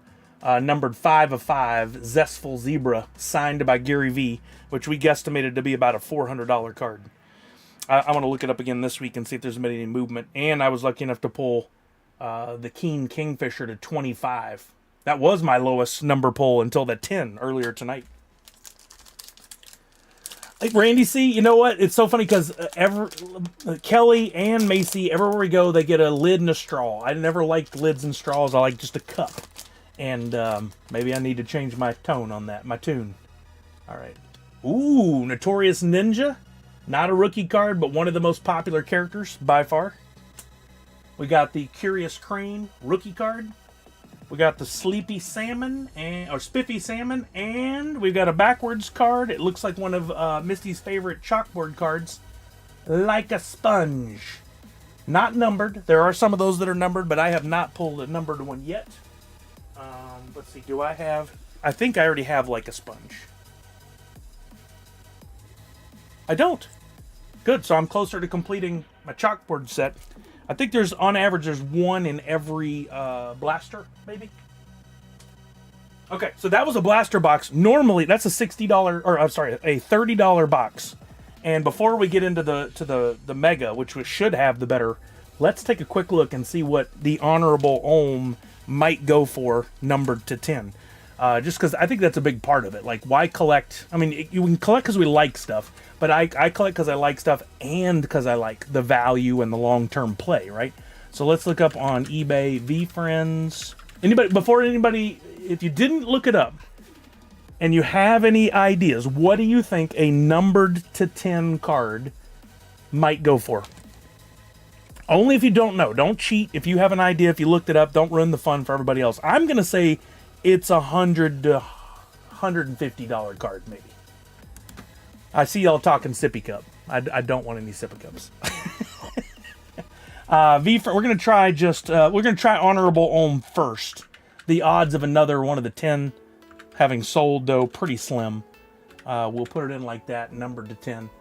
Nadu says $100 to $200. Numbered to 10. We want sold, of course. Oh, there's one not sold. Oh, and they're asking $325 for it. I mean, that could be in the realm. Sold. There was an Honorable Ohm numbered to 10 that sold for $137.50 at auction. And were there any others? What is that one? Sapphire Gold. Oh. Nope. It looked like a black background. So only one has sold at $137 and another guy's asking $325. So I think it would be fairly easy to list that at $200 or $250 and maybe get some nibbles. Maybe even get a sell at that price. I would rather trade probably for some other stuff than just outright sell it, but it might be on the table. I might. That's hell of a pull out of a $30 box. And then the Brave Bison numbered to $250 is probably a $10 card at least. Brave Bison numbered to slash, in case you haven't done this before, $250. It's typically how they're listed. Yeah, if it's in good condition, I'll definitely look into grading it. I need to get really close and look at the edges and see. But you're right, Nadu. That's a great approach. I was right. Brave Bison, I said, might be a $10 card. One sold for $8. One sold for $7, $5, $10, $13. So average that out. It's about $10. That's a ballpark. Again, if you're collecting, if you're buying and selling, if you are buying, I recommend you look at auctions and watch multiple. Don't just dive in on the first one you see. If you are selling, I recommend buy it now. In most of my research, not all, in most of my research, you make more money with buy it nows if you can be patient. I consider waiting for things to take off, hold it for a while. That's a tough one too. I agree with you. I'm a long-term investor and I'm a long-term collector on almost everything. The market is still settling right now, and a very card that sells for $200 now might sell for $500 a year from now. It might also sell for $100. We don't know. The one thing I do know is that Gary Vee is continuing to push this brand every single day. He's bringing in new fans, and that means new collectors, and I think the long-term play is a very solid choice with this. If you were fun employed, then sell. He said fun employed. Oh my God, how did we never come up with that term in all these years? Oh, Valor and Bellum said that. I thought Tech said that. That's one of the most brilliant things I've ever heard. I'm using that all next week. Oh my God, maybe forever. I was fun employed. Tech said I opened 3 blasters yesterday, and best card I got was a yellow Black Cat. Your box, that was a firebox. That was a firebox. Priscilla, if you were fun employed, God, if we'd had that word in the years right after, I would have got a shirt that said fun employed, and I would have worn it everywhere. That is freaking brilliant. Yes, Toyful Hearts, they have some cartoons now on, by the way, I'm cracking this open, on YouTube. You can definitely go watch. And one of the things that Gary and the team all hone in on is character, building the characters, making the characters, telling the story of the characters. That is a way you build people having, what's the best way to word it? People associate with characters they love from TV shows, from movies. So you're buying them with your heart then, as much as you are as a collector. So absolutely, cartoons would help tell that story. Movies, video games, everything. The comic books are doing a great job of that right now. Once it becomes a household name, all these rare early pieces could be in high demand. Absolutely. I mean, when I always compare it, the feelings I've got over the last few months were the feelings I had when I first started collecting Funko in 2012.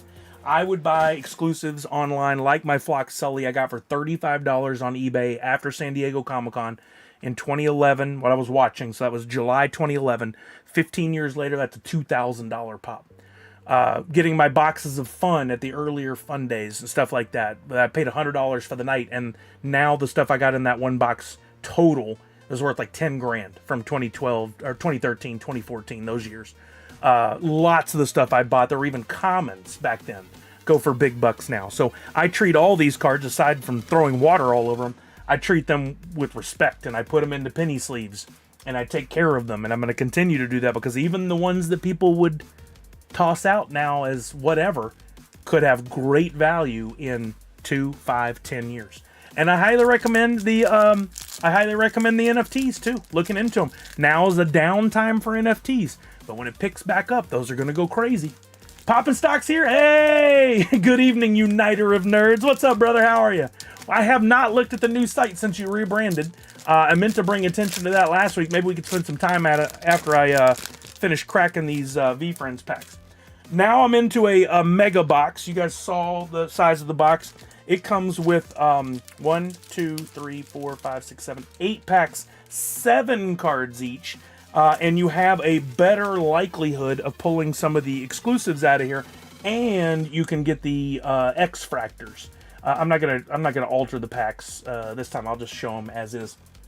But there's more cards per pack, and there's a better chance of pulling some of the higher end stuff, or we could pull nothing.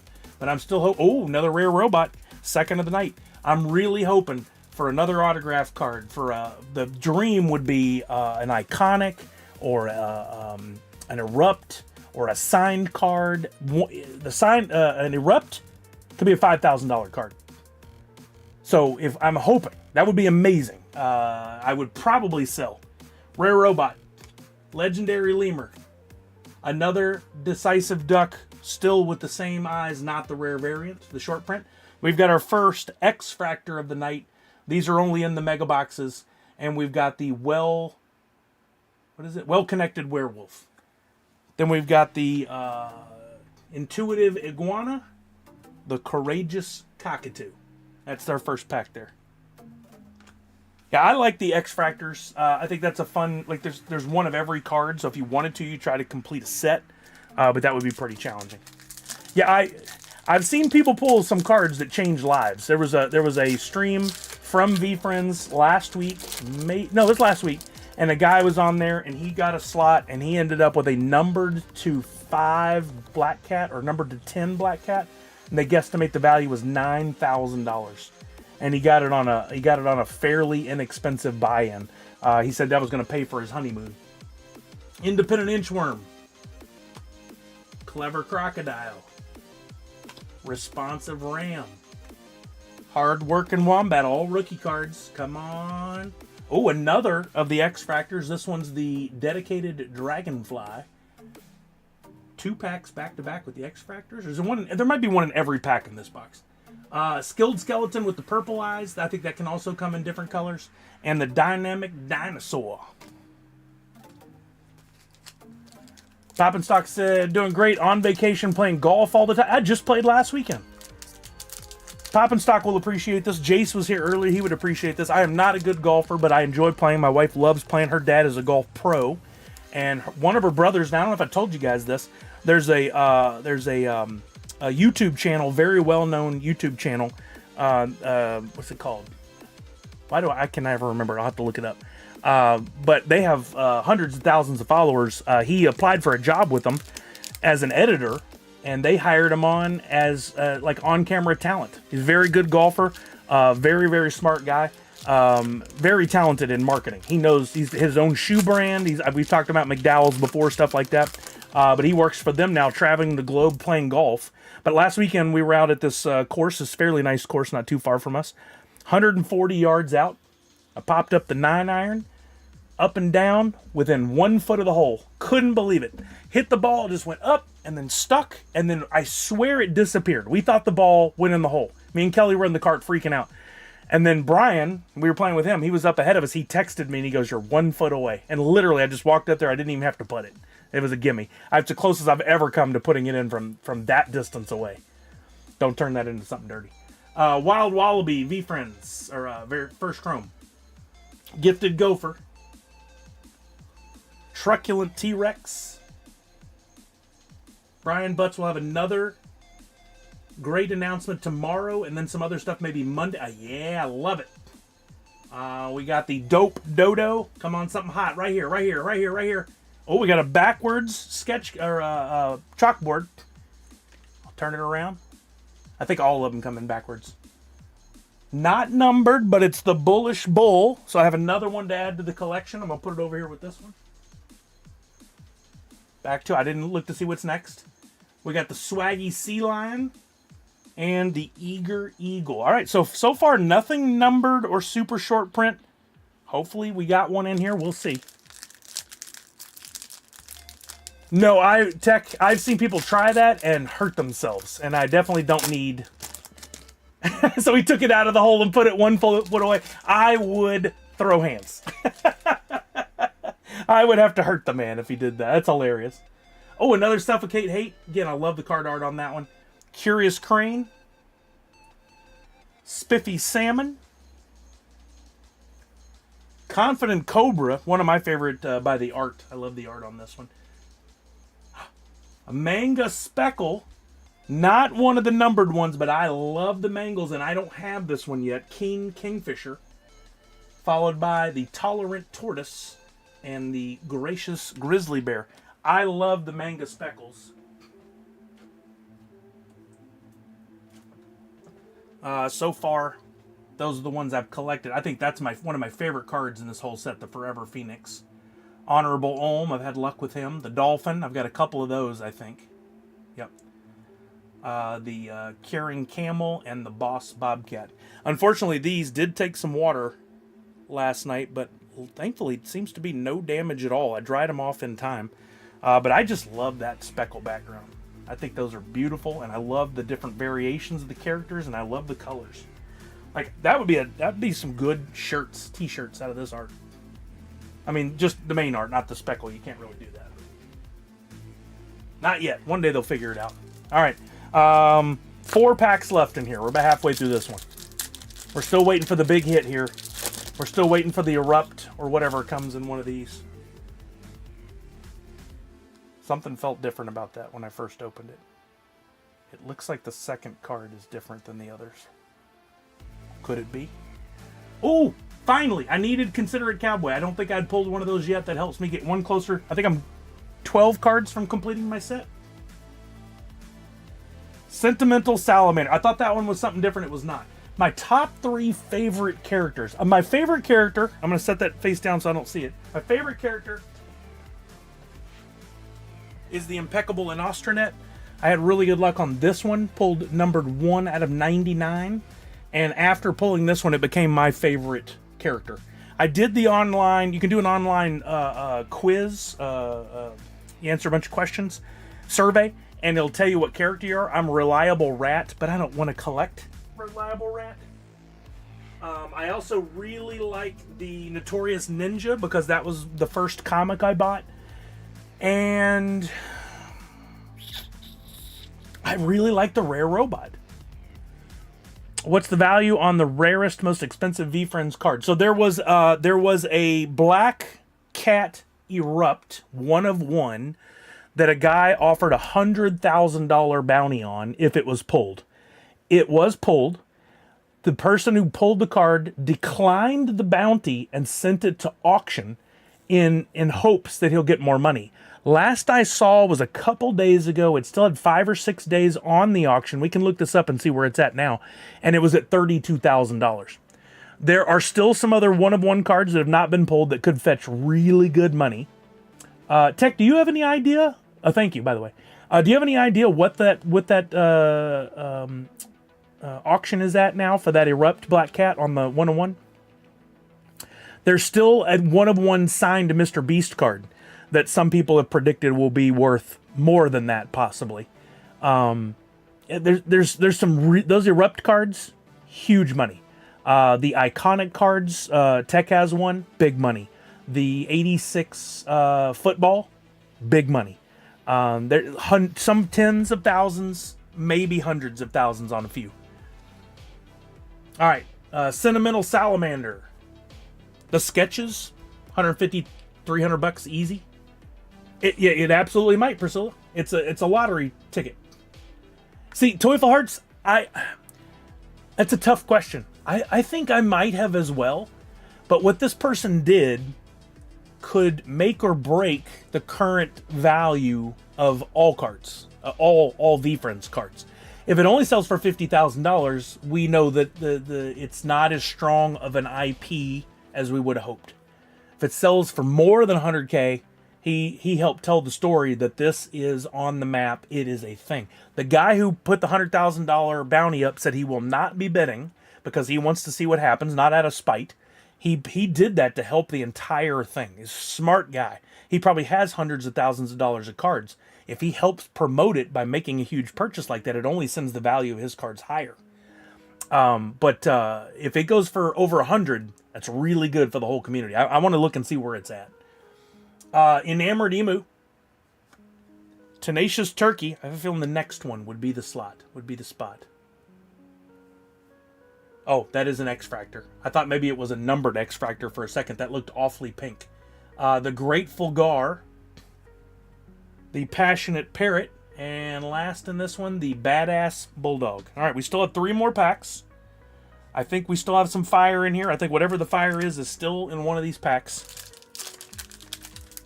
Aegis, are you getting anything out of that digging? Oh.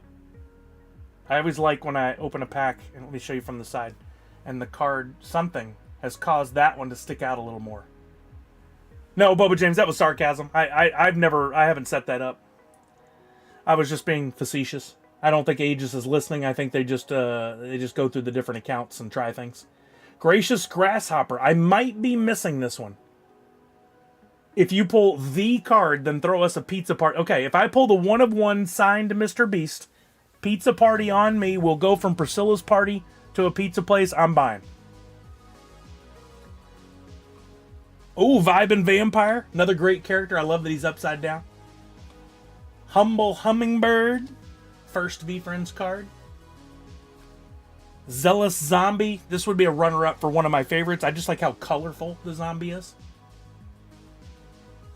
Another X-Fractor of the Persistent Penguin. I would love to pull one of the Black Cat.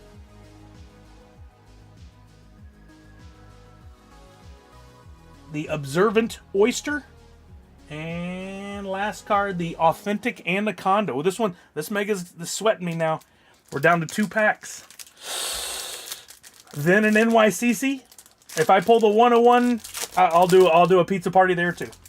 You got to take us to the best pizza place, Boba James. And then I'll flip the bill. All right, here we go. Headstrong Honey Badger. This is the pack, y'all. Ooh, nice. The Willful Wizard. This is a runner-up for one of my favorite characters for sure. Love the Willful Wizard. Bullish Bull. Practical Peacock. First V-Friends card, Chrome. Oh.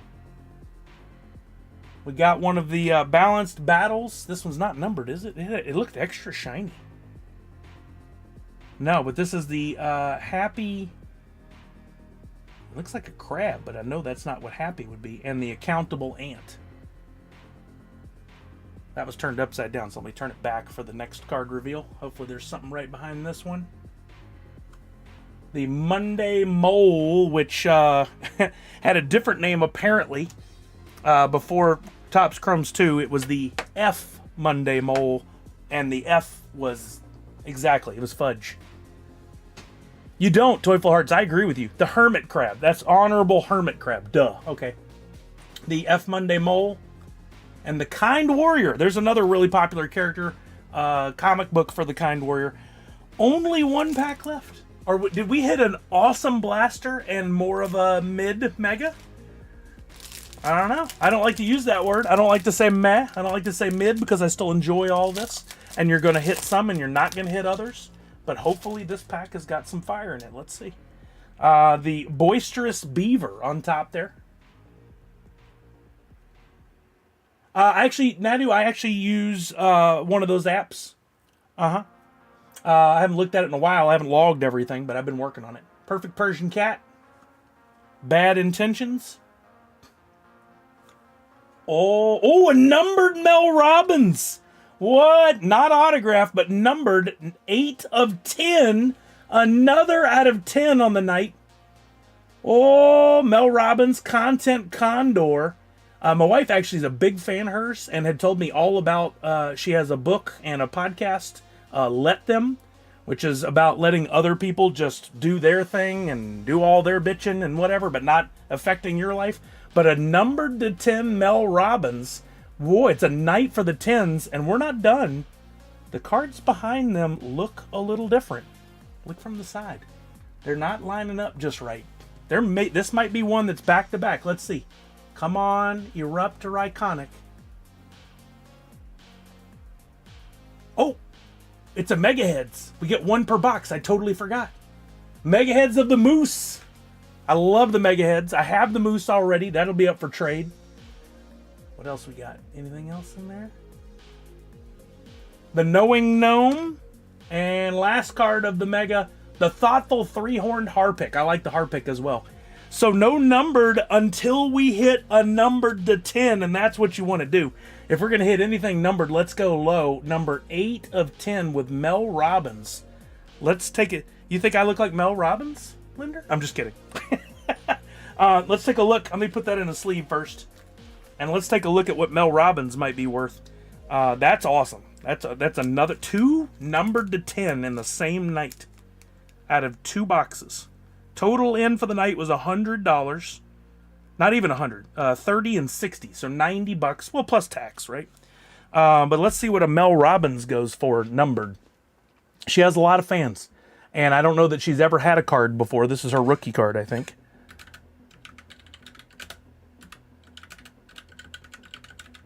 Her signed cards go for quite a bit. That would be awesome.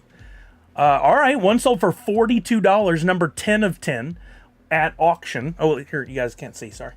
10 of 10 at auction, sold for $42. A signed one sold for $69. A numbered to 99 sold for $40. Ooh, this signed one sold for $375. How did that one sell for $375 and that one only sold for $69? Was this numbered? That's basically the same card. Wow, that's a huge difference. I think that was the only one numbered to 10 that sold. Let's see what people are asking for it, not sold. Need a Sully rookie card. That'd be awesome. I mean, I'll talk to Gary one day. We'll see what happens. Not numbered. Not numbered. Wait. It's not saying there are none that meet it. There's a numbered to 25. There's only one numbered to 10 that sold, and there are none up for sale. So it could be, I don't know when that one sold. If that sold a while back, that numbered to 10, it sold on July 5th. Things could have changed by now. There could have been some people that missed out on that one that really want it. So that might be, I'd say it's at least a $50 card. At least. So between the, what did I say, 100 on the numbered to 10, $150 plus the value of the others on my $90 buy-in tonight. That's not bad. And if they're graded, they could go for a lot more. If I hold on to them long term, they could go for a lot more. Yeah, I think it's awesome. That was a good night. I don't think she's related to Tony Robbins, but it also it makes a lot of sense that they might be, considering what they do for a living. But man, what a pull tonight. Let's go to the big camera. 2 numbered to 10s, the Ohm and the Robbins, plus a Mega Heads, plus a Bison numbered to 250, plus some refractors, X-Fractors. Not a bad night at all. I'm very happy with that. And just more education on VeeFriends. I hope you guys enjoy that. I hope you're not bored of it. I still think it's a good buy-in if you can find the cards at retail. So check your Dick's Sporting Goods, but only the ones that have the, I think it's called the House of Cards or something like that. They don't have them at all Dick's, just those that have the separate section for sports cards. You got me with the brand new car. And then Targets, some Targets had them recently. I haven't seen anything in the last week. And then GameStop, and I've checked. I think GameStops are done. I think they're pretty much sold out now because they were some of the first to get them. But if you find them you might check your own hobby shops too. I think, was it Lemon Conundrum was telling me that they knew of a hobby shop in Bothell that had them last week. House of Sports. Thank you, Tech. Yeah.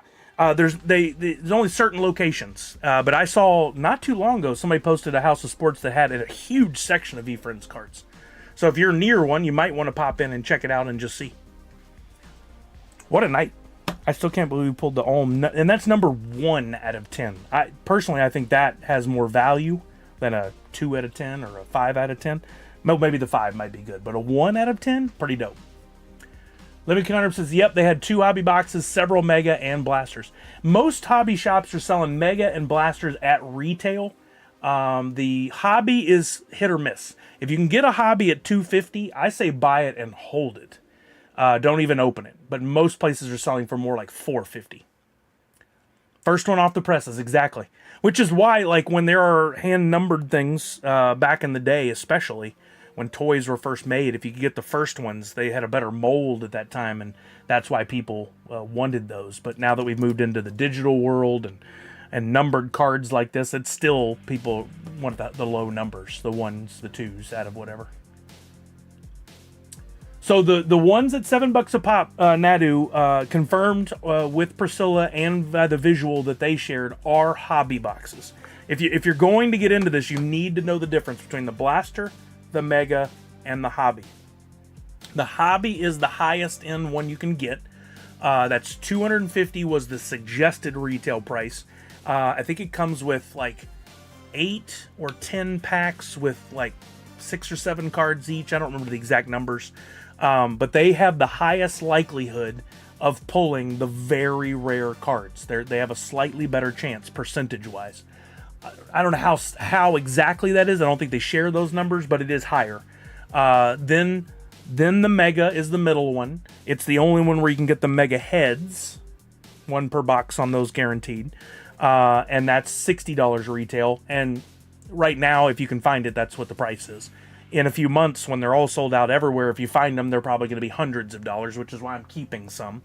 And then the blasters are $30, and normally blasters don't hit. Tonight it hit for me. Those will be the hobby boxes though, and they will, at a minimum, they'll be $250. My guess is $7 a pop. I'll sell them for $450. So if you're, that was the first one I ripped. I ripped one on day one, a hobby box, but I only paid $260 for it. Only. Still a lot of money. I think all in, the value of all the cards I've got still doesn't total what I've spent, but that's given total values, no grading, all that stuff. In a few years, the cards, just like going back to Funko Pops in the early days, the stuff I spent $35 on is now $2,000. The stuff that I spent what I spent on VeeFriends could be triple, quadruple, 10x. We don't know. We'll see. I am definitely a long-term collector and investor. Okay, that was fun. Thank you guys for hanging with me for that. Randy C., well played. We need to play the box game, guys. Priscilla's been patient. She's been waiting while we go through all this other stuff. Oh, we do have one other thing to share. I'm not pushing product again to sell. This is so cool. Kelly found this. You guys are probably going to tell me you already knew about it. Somehow this stayed completely off my radar. But I'm so excited. I want to make a video of this. Check this out. Have you guys seen this? The Kodak Charmera? Anybody see this before? I would imagine at least half of you have seen this, and somehow it stayed off my radar. This is a blind box digital camera keychain. And here are the different options that you could pull out of the blind box. They all have great designs. I really wonder what I haven't looked it up. I really wonder what the super secret rare one is. But they have, it's a digital camera. It needs a memory card. I already have a memory card ready to go. And you can literally just put it on your keychain, and it has just a little hole for the viewfinder, and you take the photos, and I've seen some of the photos that come out of it. There are some samples on the back. But they have, because of the quality or lack thereof of the lens, it gives it more of an old school camera from the 80s and 90s where you had to have film developed. These were all sold out everywhere for a while, and Kelly found them at a local Target. So I'm going to open mine, hopefully tomorrow, do a little video, and then take it with me to Comic-Con. I definitely want to take some photos with it to see what the quality looks like. Problem is, I'll take the pictures, and then there might be a cable to computer transfer, but you may have to take the memory card out. Will I do that, and how quickly will I do that? Who knows? But I don't know, Priscilla. That's a good question. Why do I have an alarm set for 7?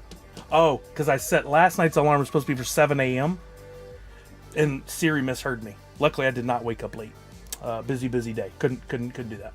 Okay, let's play the box game. If you hadn't played the box game before, if you've been hanging out, it's super simple. Everyone is eligible to participate, and you don't need to spend any of your own money.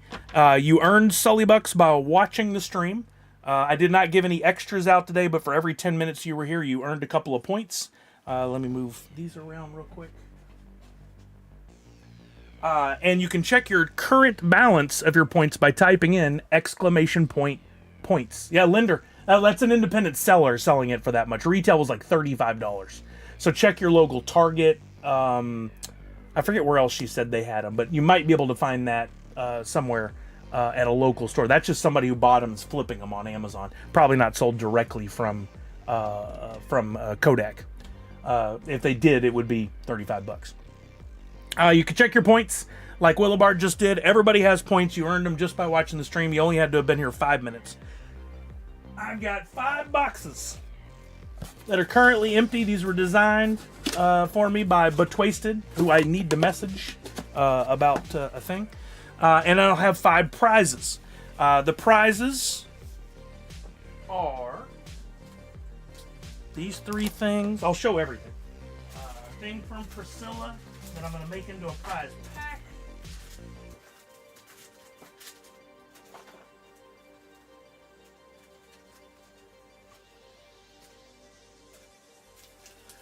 I should have had all this prep before, but it was a busy day.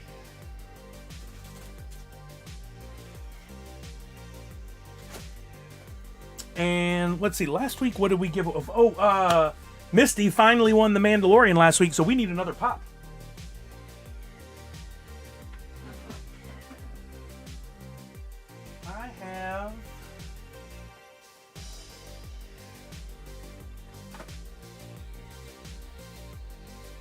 I don't have any SDCC exclusive pops, but I do have a pop, and I'll get a protector for that. But 1, 2, 3, 4, 5 prizes to give away. Wait, what was I thinking of something? I was thinking about Rocky Moto. I still have some of those. You know what let's do? Let's take Deadpool out of the mix this week. And let's put a Rocky Moto Dreams bag back in the mix. Let's do that, because it's SDCCE. SDCC like. Damaged Droids Boba Fett. I'm not ready to part with that yet, sir. All right, first up, we've got, I still haven't opened it because nobody's won. I have a blaster box put aside. You saw me pull $100-some-odd card out of one tonight. If you win, you'll get one of the packs out of here. I'll let you select which pack. You could say the top pack, middle pack, back pack, 4-pack, whatever. We'll figure it out. You get one of those. Second prize tonight is a Dreams blind bag from last year's Rocky Moto party, the one and only maybe, or at least the only one that's happened so far. I've never opened it. I have no idea what's inside. There could be a rare figure in there. If you win it, we'll open it if you want, or I'll send it to you and you can open it. Third prize is a new one I put up. I found this in the wild. I've got a Sonic the Hedgehog Chase Pop of Amy. I don't know the character, but I love the colors, and I love Sonic the Hedgehog. So that could be yours. I found that at a GameStop like a month ago. Our fourth prize is a Priscilla prize pack, which actually I need to find. There's a couple more stickers I want to add to it, but we've got her awesome cleaning cloth from Emerald City Comic Con featuring her art from there. We were talking about Butts on Things. We've got the Butts on Things Sune collaboration sticker sheet. You can see Sune's butt up there in the corner. We've got the, and then we've got the enamel pin / prototype combo.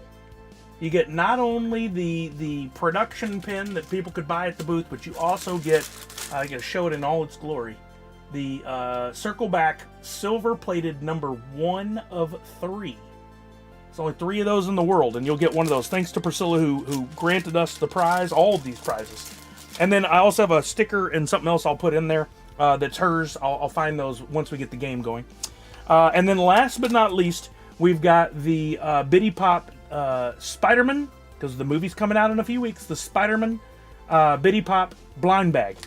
If you get this one comes with a bonus game. You will tell me which of these you think it is. We will open it. If you are right, you get all the prizes. You'll get the pop, you'll get the Priscilla prize pack, you'll get the Dreams blind bag, and one of the packs out of here, as well as the Bitty Pop. If you are wrong, you still get the Bitty Pop. So you at least get a chance at everything. Those are the prizes. Is Parrot here? I'm sure Parrot's lurking. Parrot's made a few $1 million off watching the stream, so it just makes perfect sense. Let's see. I'm going to take Deadpool out this week. We'll bring him back in a future week. So we have the V-Friends Topps Chrome Pack. We have the Spider-Man Bitty Pop Plus. We have the Priscilla PP Prize Pack, for those of you who don't follow. And then I need a couple more Post-its for the other prizes. We need the Amy Chase Pop and the Dreams bag. I had a nice marker here earlier that I already got started. Where is it? There it is. Let's not knock anything over after. While I'm writing this, just a reminder that you can still get the Boarding Soon SDCC stickers. I have not sold 100 yet, but they are numbered, and if you get in tonight, you will still get one of the low numbers. If I sold, I think I've sold at least 30 or 40. If I sell 45, I'll take numbers 1 through 47. I'll shuffle those up, and you'll get those numbers. The others will go to SDCC with me. But that's the only way to guarantee you get the low number ones. I offered a deal through Wednesday that if you signed up and ordered, you also get the NFTs, but that is over now. But it's only $6. I lowered the price, much like Priscilla ended up lowering hers for the recession pricing. I lowered mine because I ain't trying to make a bunch of money. I'm just trying to get my production costs back, which I think I have. But then I added some extra stickers, so I spent more money. Dreams bag. Okay. I've got Post-its for all of them. Let me get the giveaway set up, and I'll get you guys going on entering. We're right on schedule for the night. I love it. Loyalty. Giveaways. So here's the deal. It is 10 points or Sully Bucks. Is Parrot here? Parrot is here. I love it.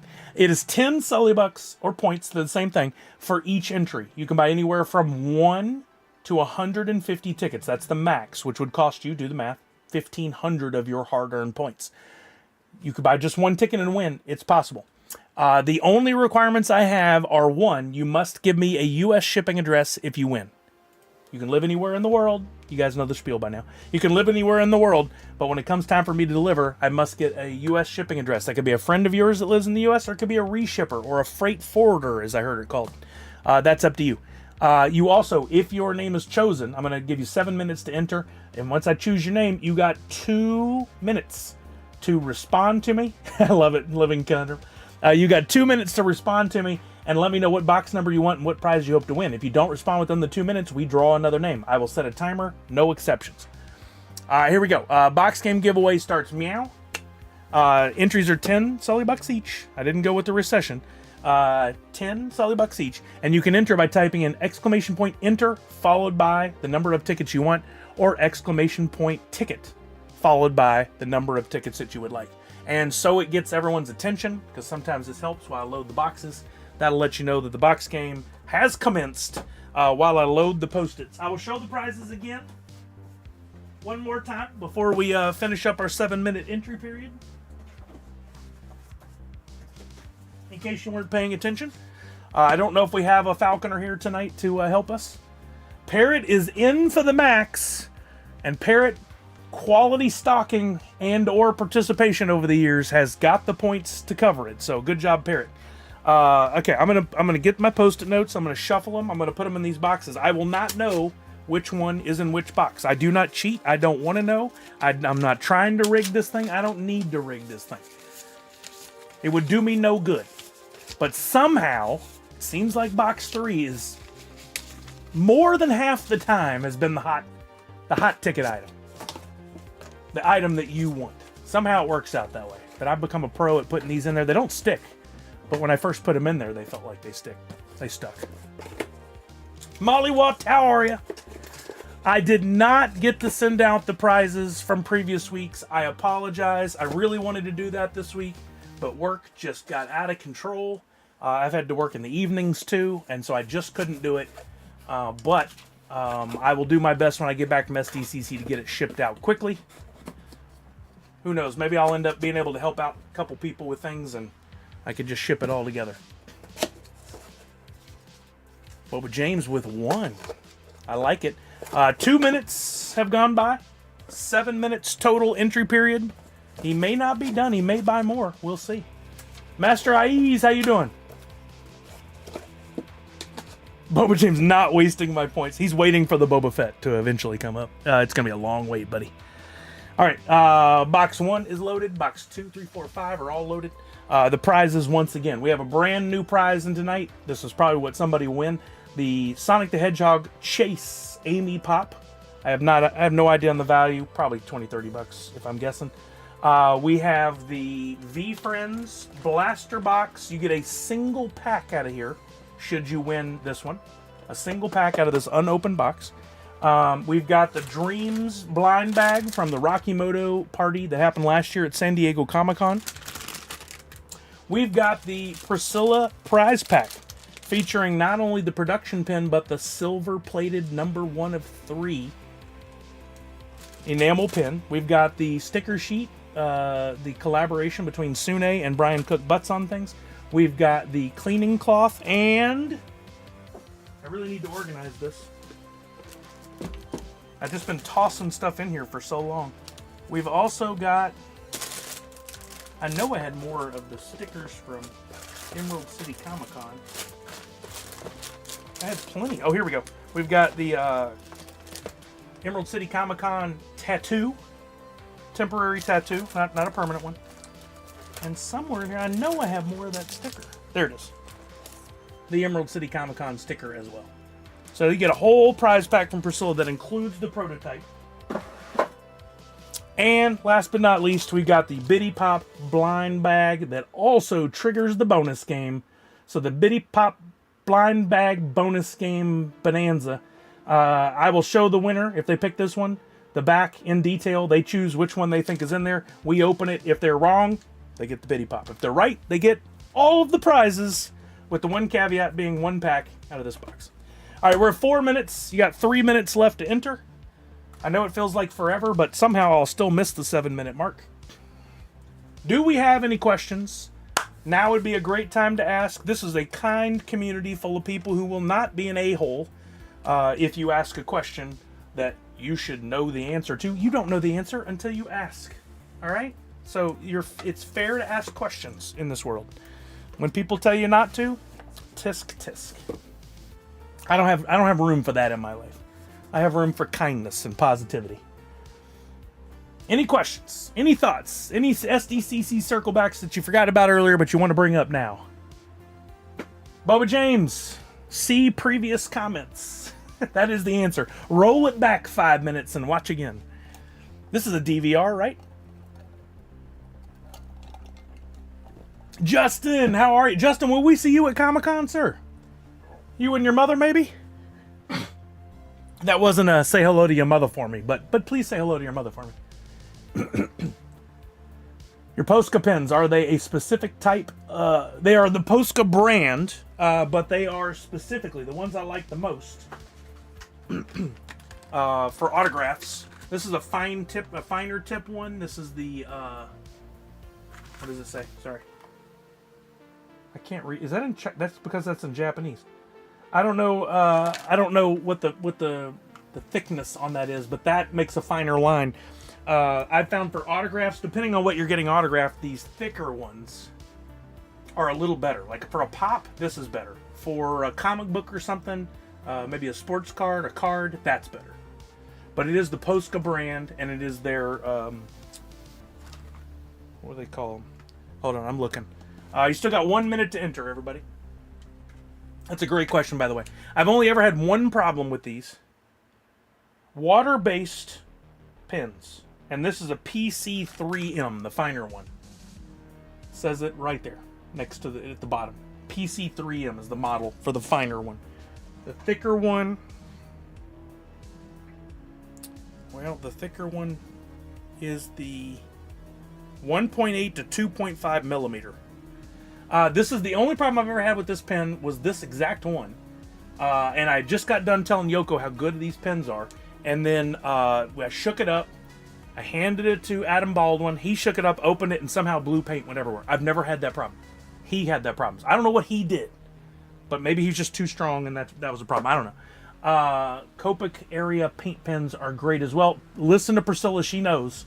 Absolutely. 7 minutes is up, but I'll get y'all another 30 seconds. I wish I could go... Oh, you went to the World Cup game. That's right. Okay, well, we'll miss you. But absolutely, I understand. We'll miss you. I hope you have a wonderful time watching. Hope the FOMO's not too bad. All right, time's up. I said I'd give you another 30 seconds. That is now 10, 9, 8, 7, 6, 5, 4, 3, 2, and 1, and I'm closing the giveaway, and I'm going to refresh this page to see how many total tickets we got in here. Looks like 24 people, 1,886 tickets were purchased in total, and we're going to roll it. Thank you for the drum rolls. We're picking a winner in 5, 4, 3, 2, 1, and our winner is B-Form! Yes! Parrot, no offense, but I was really rooting against you this time because I didn't want to deal with the fallout. I'm sorry. Hopefully you'll win again one day soon. B-Form, let's go. B-Form, tell me which one you want. Box 1, 2, 3, 4, or 5. GG's from Parrot. Parrot's a good, it plays along. Is a good sport. I haven't seen B-Form comment. There it is. Box 4, and B-Form, which prize are you hoping to win? That's important. Do you want the Dreams blind bag? Do you want the V-Friends cards? Do you want the Bitty Pop with the bonus game? Do you want the Priscilla prize pack? Or do you want the Amy Chase Pop? Yay, the state of Michigan wins. Box 4 is yours. I'm going to go ahead and set it right over here for John Nolan from the LAPD to keep an eye on. V-Friends. V-Farm knows where it's at. All right, box 4 is staying right there with John Nolan. There's a prize in there, protected. We're going to show you the prizes you did not win. And I'm going to start. I don't think I do this very often. I'm going to start with box 1. First prize you did not win. He's posted Sook. The Dreams blind bag. All right. You're still in it. You still have the chance to win the V-Friends card. You still have the chance to win everything in the Bitty Pop blind bag bonus bonanza. Box 5, another prize you did not win.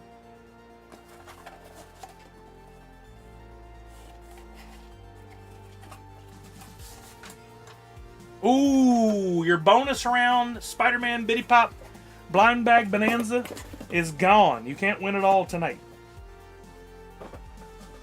Parrot's like, yeah, leave that to me. I got that one. Box 3. No, we're going to leave that for the end. Box 2 from Texas. Another prize you did not win. We'll give that the patented Kelly spin. Temu Post-its. They basically are. Yeah. Oh, no, the V-Friends. That leaves the Priscilla prize pack, which somehow always finds its way into the last 50-50. And guess what?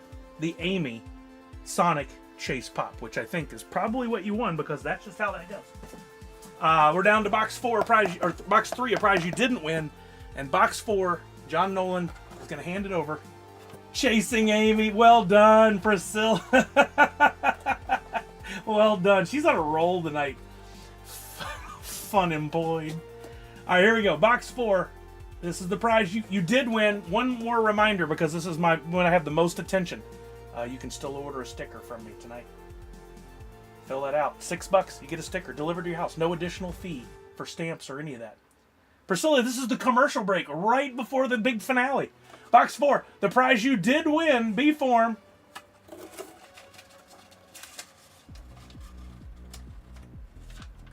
The Amy Chase Pop. Did I call it or what? Holy moly, Spicoli. You won the Chase Pop. I called it. And just to prove, no shenanigans, box 3's been sitting here. A prize you did not win should be the Priscilla prize pack. And it is. I don't understand how it goes to the new prize so often. That's so crazy. Congratulations, B-Form. Let me get that. Let me put your name on there. I am behind on shipping. I am sorry for that for everybody that's won. Life has been so hectic. But when I get back from SDCC, I'll have some time. And I will work on shipping. B-Form. And there's a number after your name. It's 74. All right, I got your name on there. I have some protectors. Chuck, go away. Chuck is stalking outside. I think she wants to come in and play. I'm going to put that in there now. This is a crappy protector. I'm going to put it in temporarily until I get I need to get some stocked up or some put into my rotation for next week. And I have more. I'm keeping stocked always thanks to Display Geek. All right, gotcha. Put that over there with Misty's Mandalorian. Congratulations, B-Farm. Thank you. Let me close that. I got a few more minutes. We can still hang out and talk. Let me get these prizes put away, and let's give out some more Sully Bucks. Putting those there. Putting this here. It's the most organized I've been with the box game in a long time. Hey, what do we got there? Official! 54 months, thank you, Official! They put the Post-its up. Just in case you weren't here earlier, I've talked to my boarding pass sticker to death, but I also will have a super secret special sticker while I'm at SDCC. I only have 100 of them. Come find me and tell me you want the super secret special sticker.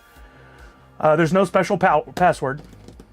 Wait, was there another shout-out redemption? I had one for the Good Goods. Is there another one? It's not showing them to me correctly in this current setup I have. I apologize. Do I have another shout-out I need to do? This would be the perfect time to do it. Let me try to look at it down here. There's too many things in this window. I did not see one from B-Farm. What, Oh, with Misty, that's weird. Be sure you whitelist. Be sure you star that, or whatever the whitelisting option is in your email system. I'm looking now. Thank you, Priscilla, for calling that out.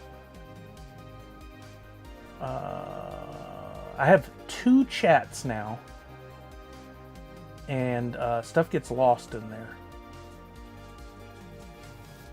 I just hovered over rigged. B-Farm, can you type in again what it is? I'm not seeing it, but just put it in the chat as your message. I'll keep an eye out for it, and I'll work on that right now.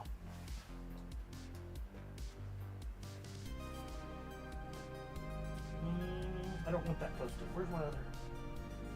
Yeah, that one.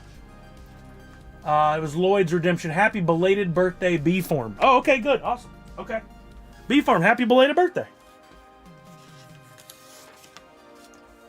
Oh, Misty, that's very weird. There's a chance I sent it from the wrong email. I have done that. I try to always send it from Sully@nerdunite.online, but sometimes I forget. I get a little overzealous. Birthday B-Farm.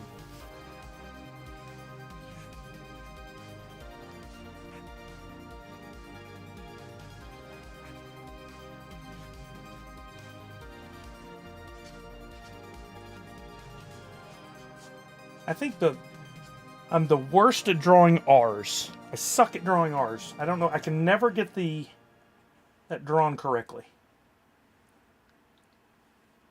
Which is funny because Chris. Maybe that's why I went with Sully.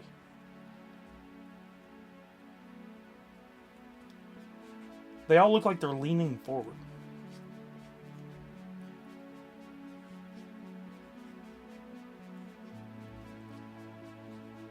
I feel like there was something else I was going to tell y'all. I don't remember what it is, though. Something like that I thought about before the stream, not during the stream. Someone should shout out Elegant Cake for Priscilla or we riot. You're a memory.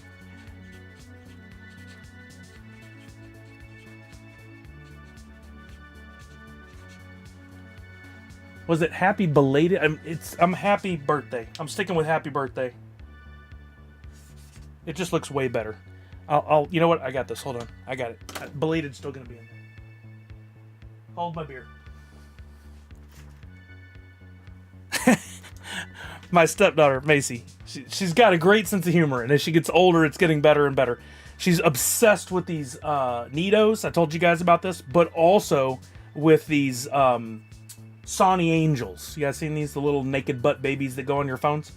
They're really cute. She texts me. Hold on. I'll show you the interaction. It's really funny. I think I screenshot it and sent it to Kelly. I'm working away yesterday, and this starts popping up on my phone. She's at her dad's when this is going down. This is.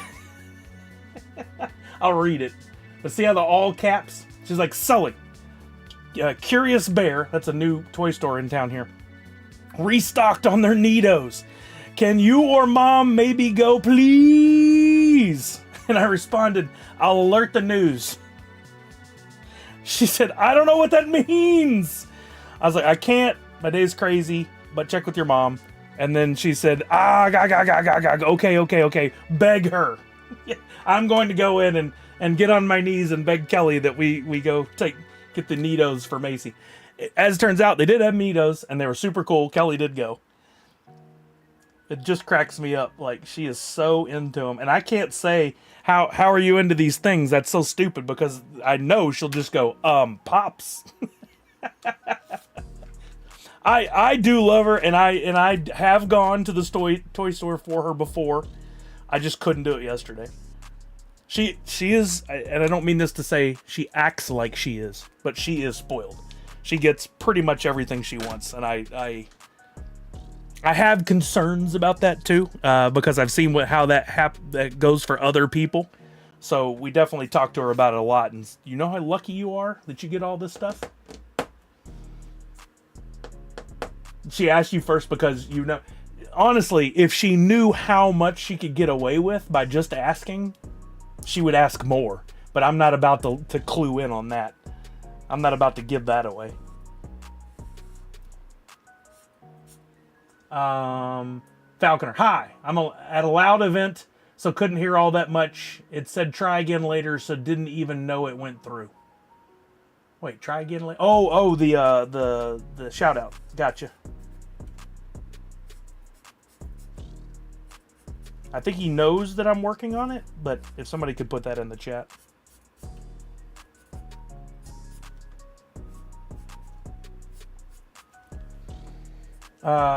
Quick, send that clip to Macy. Nope.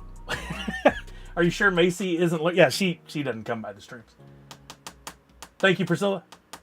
Thank you, Walking Miracle. You guys are the best.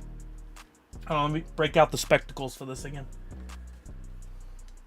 She's so funny. Her mom shared she shared a video. She has dance classes, and she joined I think I told you guys, she tried out and made the high school dance team as a freshman, which is not easy. But she showed me a video of her at dance class this past week. And, man, first time I saw her, she was like, at one of her dance things, she was like 10 or 11. And she's a decent dancer. Now, she's so strong, and her motions are so fluid and so big, and like she's just a performer. She always smiles. Her face pops. Like her mom's told her that a million times, and so have I. I know that she probably doesn't believe me that I was a cheerleader. They think that's hilarious, but they'll say things, and I'll be like, "Oh yeah, you got to do it this way," and they'll look at me like, "Wait, what? How's this guy know that?" She had to do a cheer-like thing the other day, and she goes, "Oh, they have me doing this cheer, blah, blah, blah." And I was like, hey. Sully's like Clark with those glasses. Wait, which Clark? Kent? I hope you mean Kent and not Griswold. Although still a compliment. Official, unofficial engineer reporting for duty. I was expecting Macy to just show up on screen the minute you said, no, she's not here. Her mom's going to pick her up tomorrow. Or we are, I guess. She's at her dad's. She doesn't get to go as much, which is I'm sure tough for her dad. But he is a super nice guy. I like him. Thank God we get along.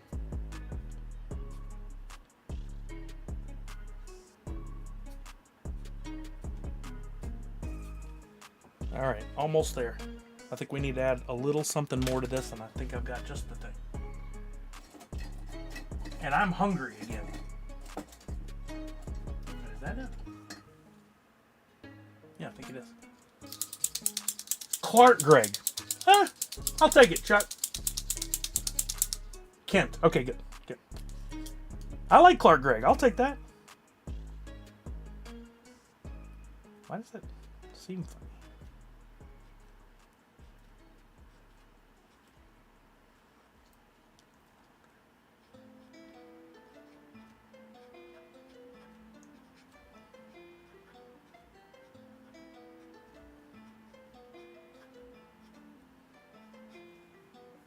Yeah. All right. From Falconer, who's at a loud event. So let's all scream at Falconer. Happy birthday, B-Form! Rick Vaughn. Wow thing. Happy birthday, B-Form. Belated. Happy belated birthday, B-Form. Hope you got to do something fun for your birthday. Hope you got some good gifts. Spent some time with some good people. Where do I put these now? I had a spot. I think I have a box over here for these. Got to spend some organizing time. I still got a lot of prep to do for San Diego Comic-Con. So I guess let's talk there. We got a few minutes. I told Kelly I'd probably stream until she got home, and she said it would be about 7:30. So does anybody have any SDCC prep or packing questions? We talked about some packing last time. Highly recommend you bring some pop protectors and some bags and boards and some penny sleeves and some top loaders in case you get anything there. Poster tubes. I saw Mike Becker said that he's going to be giving away some pretty sweet posters at San Diego Comic-Con, so you might want to bring that poster tube. Make sure you stop by the Blockies booth and see if I'm there. Maybe say hi. If I'm not, still check out what's going on. Booth 634, I think it is. One day, Chuck. One day. Do you carry around a notepad of some kind when they're not sure how worth it that is? No, if I need to take notes, I usually just do it with my phone.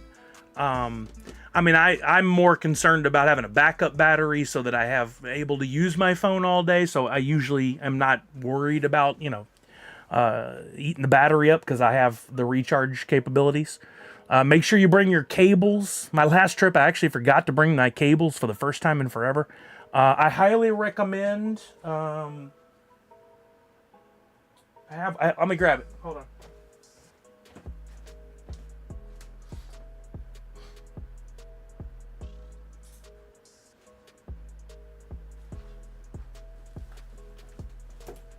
Oh, don't forget your locking pin backers. If you collect enamel pins, you can get those on Amazon pretty cheap. I have some here. They're little metal threaded. You just replace the backer with one of these. I have one on some of my pins, and they've never come off. So I highly recommend that. I'm looking at my bag of stuff I always carry with me. I always carry some eye drops and some Tylenol or Motrin or something for headaches. Always carry that. I always carry extra contacts. I carry some wipes.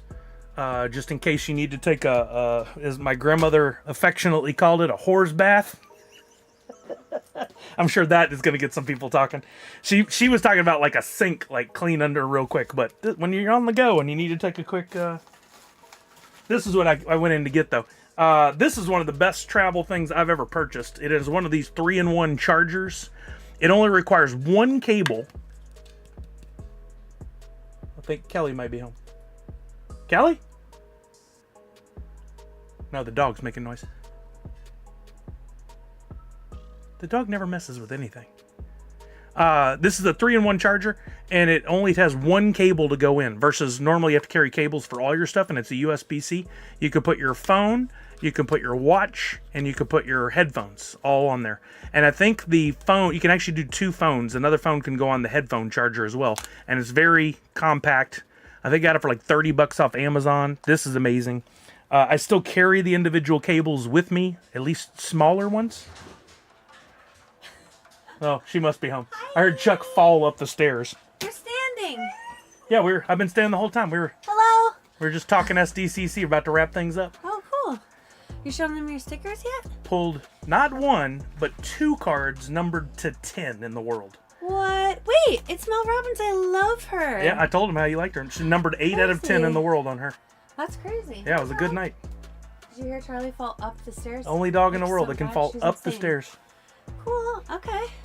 You guys do the box scheme yet, Highlander? We did. It was not Parrot that won. It was B Form won the Okay. Chase Pop. Cool.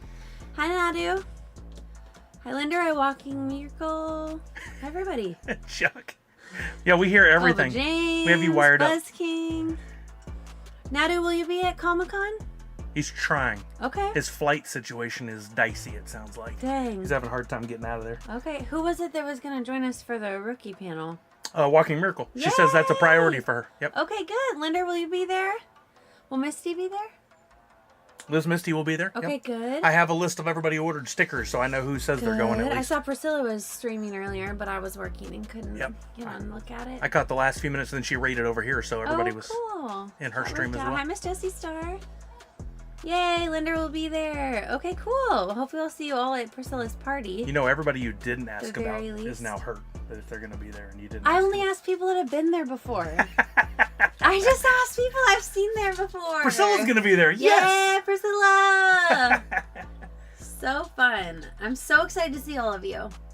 Okay, I'm gonna let you do your thing so we can go get some dinner because I'm starving. starving. My stomach's turning over. Yeah, but their last couple minutes, we're going to give points and Starving. raid out. Okay, nice to see all of you. Oh, Well, Walking Miracle says, See all of you. congrats on your Priscilla win. Oh, thanks. I'm so excited about that. Linda asks, are you a nerd? I mean, I am a nerd. Yeah. Yeah.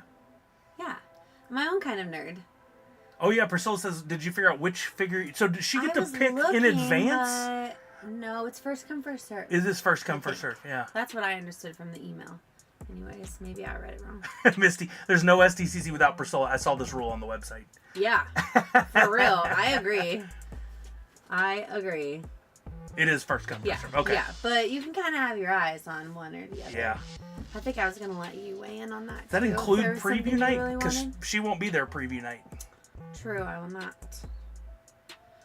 I'll be arriving that day, but I don't have preview night ticket. I might still be able to make that work. We'll see.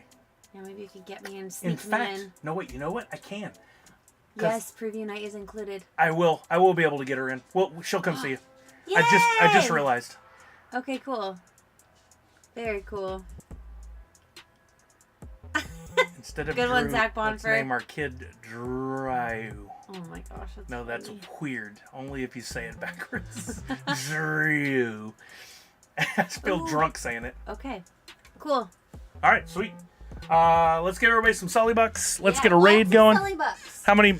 I'm not gonna do what she says. How many Sully bucks? 5,555. No, you can't blow. 5,555. I'll give 555. 555. Okay, you can't blow Sorry, up the guys, economy. I tried. Chuck, you aimed low. 555 for everyone. Yeah. That's a big one. That's a big one in preparation for SDCC. Which, speaking of, so no plans to stream next week for sure, but a stream may occur during San Diego Comic-Con. We'll see. It's just going to depend on what all's going on, how busy we are, where we are, connection, all that stuff. I like to get as many photos and share as much as I can, but you know, sometimes it ain't easy. But I'll definitely try. Not going to be streaming next week. Question. Good timing. Yeah, no guarantees, but I will try. Because I always think it's fun to at least capture something while we're at SDCC. Maybe while we're over in the gas lamp, if we see something fun, whatever. So I'll try. If you don't already, please follow the social accounts for Blockies. I might do something from those official accounts. We'll see. Gotta talk to the team about it first. Nice, Chuck. Absolutely. Love to see that.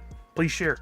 I think that's it, gang. If you think of any other SDCC questions you have, please feel free to reach out on Twitter. So if it's something that's not private, which most of those questions should be, just tag me in the post and ask the question, because others will benefit from the answer as well.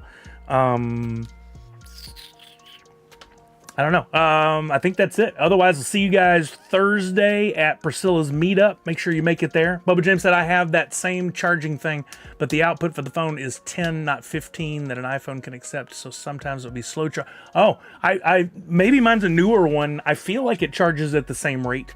But also, to be fair, at night I set mine on a different dock, and that may also be slow. So it's just the same for me. But it's good enough. As long as I charge it for a few hours, I get 100% charge. Which is, I think it's better to slow charge, isn't it? I don't know if that still applies. Glah, says Chuck. Okay. Let me figure out who we're going to raid over to, and we'll get things going. And then I'm going to go eat because I'm hungry. Thank you, Linda. I absolutely will. I always do. Jace is playing Fortnite. Looking down the list to see if there's anybody that we have not rated in a while. That might be... I think we'll stick with Jace. Grossinator with a sub, 67 months. I almost said 87. I was going to be really surprised about it. Don't forget to get your free NFT, gang. Grab that up because once the stream's over, it's pretty much expired. Don't forget the weird little squishies for Macy. We're already done. We're going to raid over to Jace the Collector, who's playing some Fortnite. I see Oh My Gatos is on there, so y'all can go hang out with both of them. Whoops, I accidentally... Hold on. There we go. Copy. I already gave away the points. We're going to do raid. And then, did it get his full name? It did. Okay. Remember to wash your hands, check in on somebody you love, make sure they're doing okay. And above all else, most importantly, Nerds Unite. I'll go have some fun with Jason. I will see you next week, hopefully. I just remember the thing I was going to tell you. Dang it.